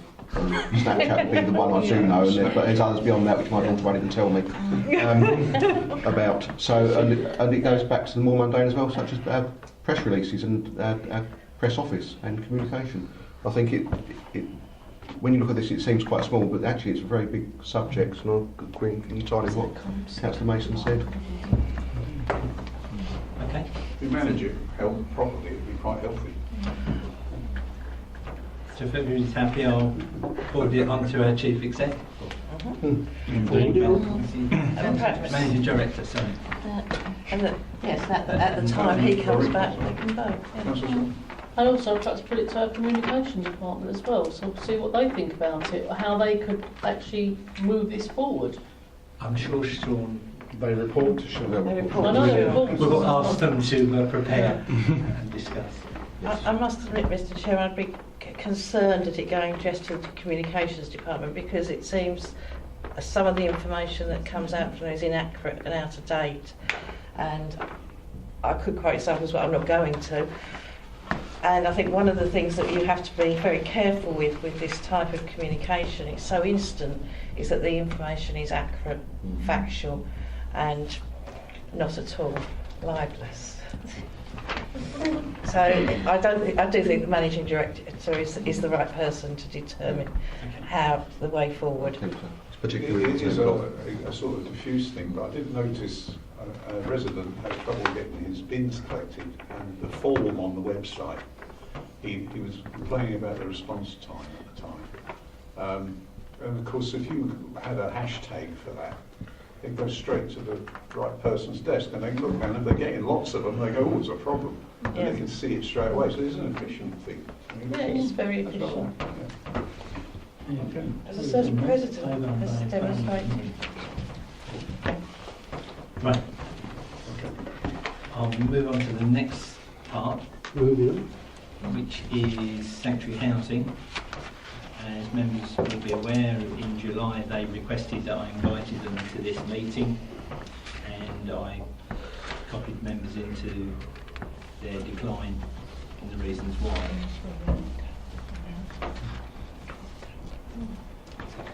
Tell us about October meeting. About what? On the work plan. I want to hear what you've got to say about the disabled facilities grant. Oh, right. I'll move on to that one after I've done sanctuary. Thank you. Right. So, I know Councillor Hughes asked me to email out copies of photos Yes. that have been taken at Goodman's. It wasn't just the issue with the photos. The issue is they don't seem to be talking to residents. You email them, you talk to them, they do not come back to you. That is one of the biggest problems that we are actually having with Sanctuary at the moment. If I just sort of add into that, is that you know, the photos as such, I'm sure that there's councillors around here probably could go to properties in their area and come up with some similar sort of things. The issues with the property are obviously the thing that's kicked this off in relation to looking at dealing with it. The issue that we're sort of bringing forward to this is not specifically that, but it's how Sanctuary has dealt with us in relation to our communications. Because Councillor Hughes, initially when these issues were arising from residents, got in touch with Louisa Moss and said to her, what's the best way for me to deal with this? And Louisa gave Tina a way of communicating with, the best way to communicate with Sanctuary and to get a response. But the response that we've had direct from them has been in the same respect of how they've dealt with some of the residents. It's not been, they say that they're going to have a meeting but won't give an indication when a meeting's going to happen. That there is, we know that there is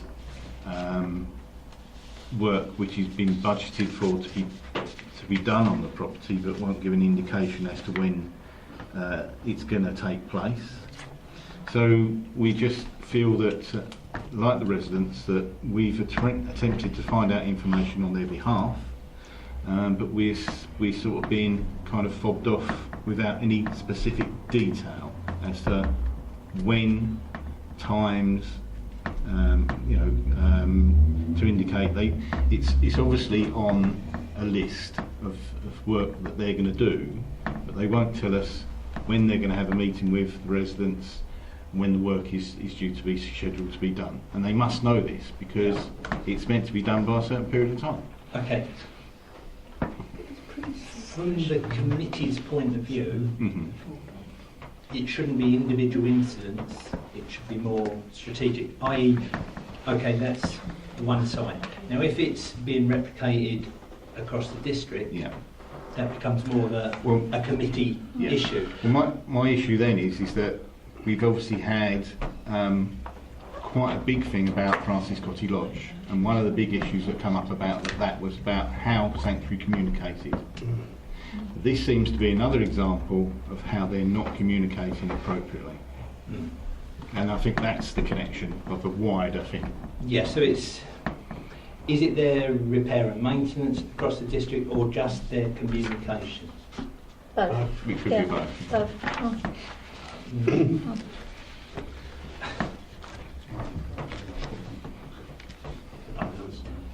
So from the Goodman's point of view, okay, you have the Sanctuary Committee in Rochford that oversees, I believe, repairs and maintenance and looks at that side of it.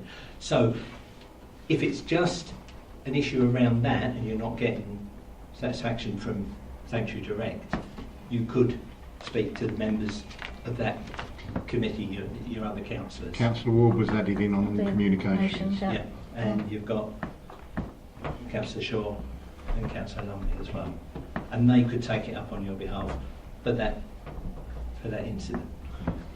Well, can I just clarify, when I got your email with Councillor Hughes stuff, I actually sent this out to Emma Keegan, if she knew she was aware, and I don't want this to be just an individual basis, I'm just pointing out, I did this on the 31st, she came back to me on the straight away on the 1st with a complete list of what was happening on it, and the last note she's put is, a residents' meeting was held at Goodman's yesterday, so that would have been the 31st, yesterday afternoon, with the scheme manager and housing officer.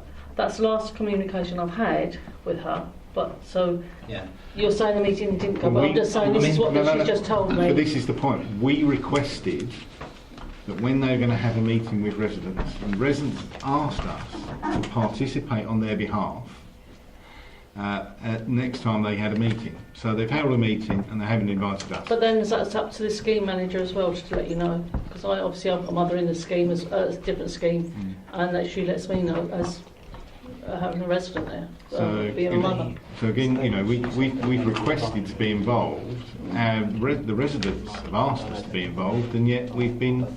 Well, this all I'm saying is this is what I'm just saying. I don't think we can do this. I don't think we can go on this. This is a specific incident. I did say I couldn't go on to this. Yeah. This is what I was saying. Councillor Mason's been waiting a long time. Yes, Chairman, I was the first councillor to indicate, and quite frankly, I'm well put out that we've just had this almost ridiculous conversation. When I call it a conversation, it's certainly not been a debate, and it's not been a debate on the work plan either, which it is actually the subject. On the work plan, as Mr. Gowers actually introduced, we had a request from members around the table who weren't ward members, who had received a number of complaints, issues from residents of more than one housing association. But we actually alighted upon Sanctuary as a resolution to take forward, and Sanctuary have responded. I understand their response, but that doesn't mean to me that's the end of the issues that were raised. To me, there were enough issues raised round the table for this committee to consider how our residents are best being served in terms of repairs, refurbishments, programmes and complaints. And indeed, since we last met, I've also been treated to a number of issues regarding Sanctuary from their tenants. But equally, I've had other issues arisen on another housing association. I'm quite content that we have a housing officer, an assistant director, no less, with a team to deal with issues that tenants have raised. We've got a portfolio holder, and we've got this Sanctuary committee. So as far as I'm concerned, in terms of the individual events, like Goodman's, like Chignell House, was it? Like Chignell House and others, that those issues must go through without this committee holding them back. They must come to a resolution in the benefit of the residents. And ward members must be assured that that is the case, however it is dealt with. However, from a point of view of this committee, we have a responsibility to know that those involvements, those schemes, those procedures do work. So my view is to say I don't really mind whether Sanctuary or indeed any other housing association actually comes along to talk to us, because I think in a few months' time, given that we've had a number around the table, and they should all be notified to Mr. Gowers as I suggested, that we should be able to dissect those events and determine what went well, what didn't go well, and what needs to be changed. And that is something that is appropriate for our work plan. And that's what I propose, Chairman. I did indicate a while ago as well, after Councillor Mason as normal. I would second what Councillor Mason says, and I would agree with that. I too thought it was around the management of the repairs and overall by Sanctuary that's the issue. I too have lots of complaints about this, and they've been ongoing. Councillor Dumley probably remembers when I was on the board. I think I used to bring up in most board meetings, and I think there's a recognition that there are issues around possibly how to deal with them. They had a continual turnover of director level dealing with them, and I'm not sure they've still cleared up the problems. And I think we don't need Sanctuary to attend to actually look at this on behalf of our residents who are tenants of Sanctuary. Thank you. Councillor.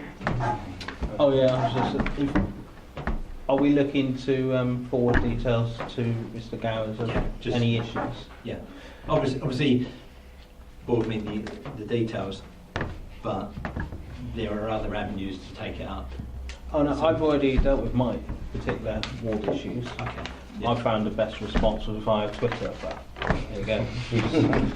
That's the way I dealt with it. But. Not via your fellow ward councillor that doesn't do Twitter. No. Okay, Councillor Stanley, and then we've got Thank you, Chairman. I would agree with Councillor Mason, but I think the question that we need to ask is are our officers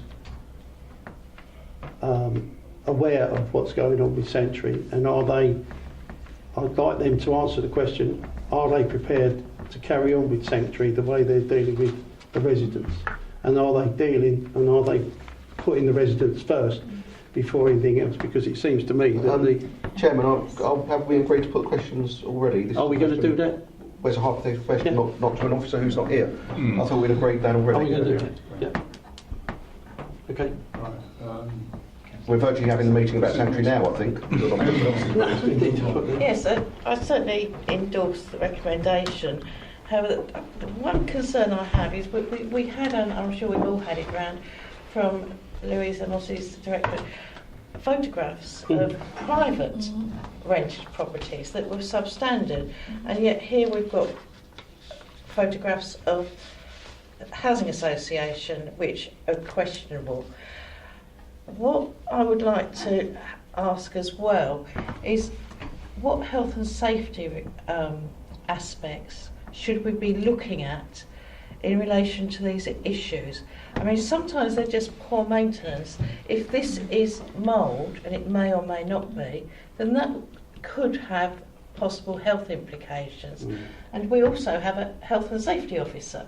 So it seems that we need to look at the processes and also look whether any health and safety issues are raised at the same time.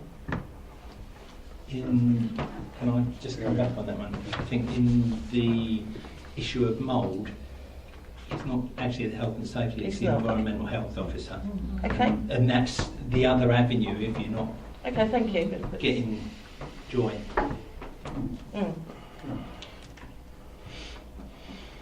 I stand corrected. Yeah, thank you. Right. Anyway, moving on. Right. October. So, Chairman, we've agreed that all members of the council that have had issues raised by tenants of any housing association will notify those issues to Paul, not to investigate, but to enable us to use that as a log to be able to see how those were resolved, and the good and the bad and the ugly about it. Yes? Yeah, that's sensible, because the housing associations have procedures, and here with Sanctuary we also have another stop, which is the committee. So if something's failing, then it goes to the committee which councils on the Sanctuary committee as well.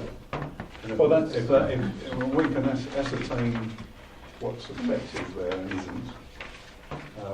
But the point I was making, this invitation is to go to all members. Thank you. That's all I wanted to emphasise. Email out all members. Mr. Chairman, if I might just say that if we're emailing situations, because we should be very careful about confidential information and about perhaps not putting addresses or names in unless we have permission to do so. I think we need to be sensitive in this situation and use, I'm sure members will, but just to be careful not to upset anyone that's upset further.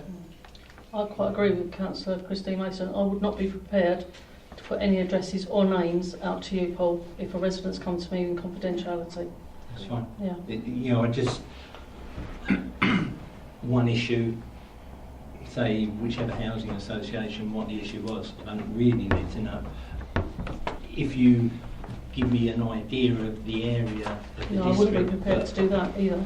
You'd know what wards we're in. I think it's common sense that you would know what wards we're in anyway, and I don't think any of us would encroach on anyone else's wards. Okay, So you wouldn't need to know the address. You'd need to know it's in Hawker West, or yeah, that'd be fine. whatever, you know, because you'd know what ward we're in. I'm going to have to declare that a resident has contacted me directly on a matter outside of my ward and has insisted I deal with it. I have no choice.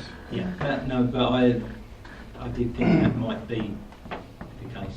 But okay. Yes, but it doesn't really matter what ward they're in. It's the issue and the method of resolution. Okay. It's the responsibility of the council. Yeah.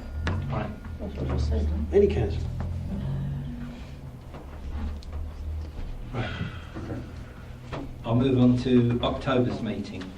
In October we have a report on disabled facility grants, and then one on RIPA and member training. Member training. Yes. Yeah, that was.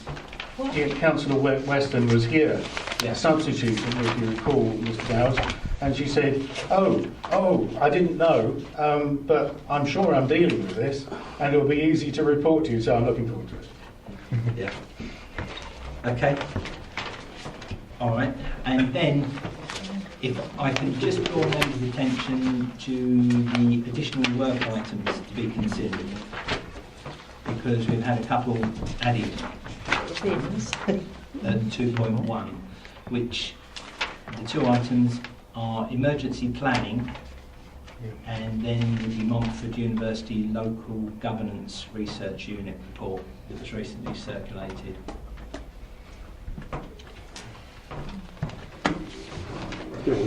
Chairman, would you let me speak to emergency planning? Because I asked for it to be considered for the work plan. We all know about the Grenfell disaster. We all know that obviously everything was done in emergency that could be done, except that those issues and further issues went on for a great deal longer, and I don't think many councils have really thought through how you deal with a sustained policy and strategic issue affecting large numbers of residents. What I do know, Michael Hoy and I went to see Robert Manning over a completely different matter, but he brought it up to tell me that officers have considered this issue and are considering this issue, recognise the potential impact of this sort of issue. I think we both said, we all said, heaven forbid, but if a plane crashed and it was a passenger plane in our district, we might have, at least Grenfell, if not more. So it's a real thing. So to get to the chase, Chairman, the situation is we know that the officers are looking at this. Mr. Manning thought it was a really good idea for a review committee to have a task group to consider what the council's putting forward as a adjunct or extension of the emergency planning procedures. That's a quite sensible, actually, suggestion. What about training? you considered that? Or training for how we would present ourselves? Look what happened to the council at Grenfell Tower. Yeah. I don't think I'm talking out of turn that most officers have had to have a half hour or an hour training session already. And one of the areas he touched on was the PR after a disaster. And as you said, Kensington and Chelsea failed within the first couple of hours. And it's now a learning curve to try and deal with those sort of things and work out how we're going to deal with them. Even down to having an emergency training day where we say an aircraft has come down. You know, that kind of thing. We've seen it in central London with the tubes. They've organised these things with the fire service, the police and the councils and volunteers. In terrorism, all that. We've had 2 planes down in this area, albeit small ones in the past, one at Eastwood and one in on the fields by they're stowed away. So, I mean, those were just small instances. But they're, with the airport there, we should be very aware that it could be a more major incident. So, yeah, all I wanted to know, does the council have an emergency telephone number? Do they? Yeah. No, when I worked in the city, we used to have the emergency phone number printed on the back of our ID cards. If there was an emergency and the phone systems are down. What, so you could phone in? A special number that's totally separate. It works the other way round in the fact that the assistant directors, etc., all have the phone numbers of their directorate and can phone out. Having said that, most of us have got each other's phone numbers anyway. I don't know how residents would contact us. Residents would go for the emergency or the out-hours line anyway, the service line. Okay, that's what it is, yeah. Yeah, and then they're put in contact with the officer that's actually on duty. Okay. Where can that go on the work plan? January. What we've got in January? We've got the... Nothing. I thought we just put something in January. We're going to have emergency planning. I thought you wanted a task group. No. Is it a task group? Well, Chairman, if I may, I mean, I thought of the task group, although, if I now know that the officers are already working on this, maybe it's a simple report and presentation. Okay, from what you said, there was... May even be easier than I thought. That's what they were doing. Yeah, that's what they're trying to do now. So, do you want me to pencil in for January? Yeah. Sooner rather than later.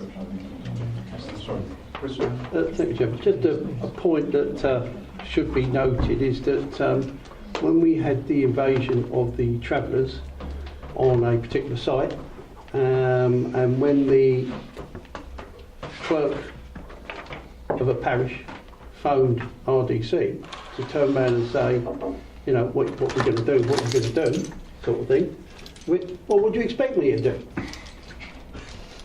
And that was the answer, which wasn't very good, to turn around and say, can we do anything? He said, sorry, I probably should have turned around and said, and they said, what do you want me to do? Was that service line, or was that the officer on duty? That was the officer on duty, and he didn't know what to do. So where you get the idea that everybody seems to know, you just told us, which sort of calls that into question.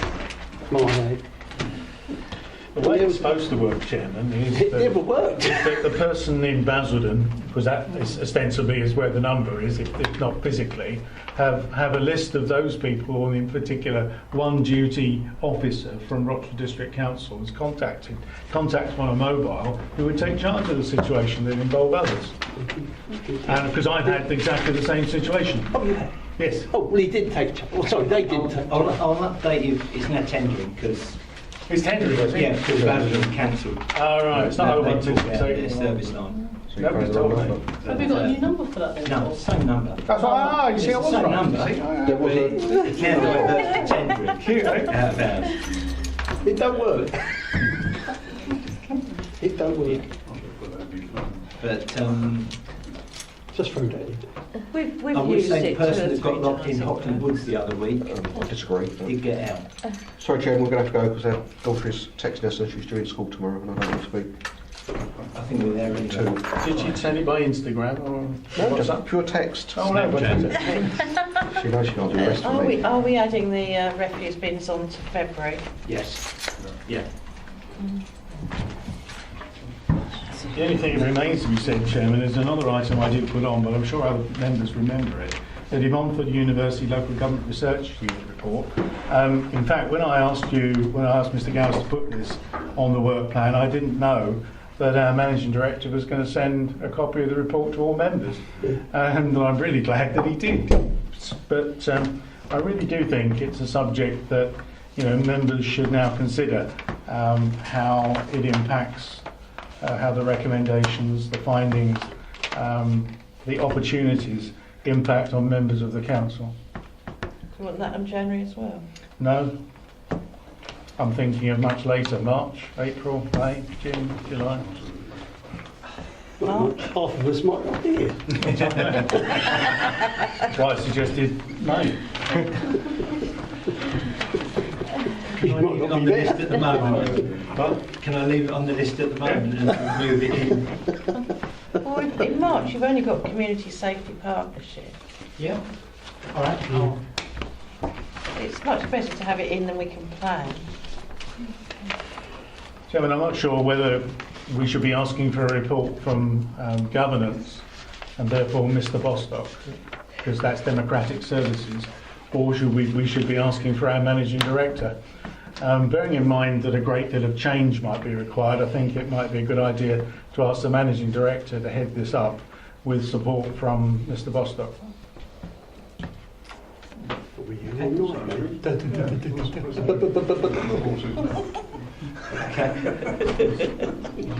Another long night. Yeah, I would say change for a full meeting. And I've still got my old plates on as a chairman. It's the first time I've chaired this meeting. I watch more like a hawk because I'm making too many notes.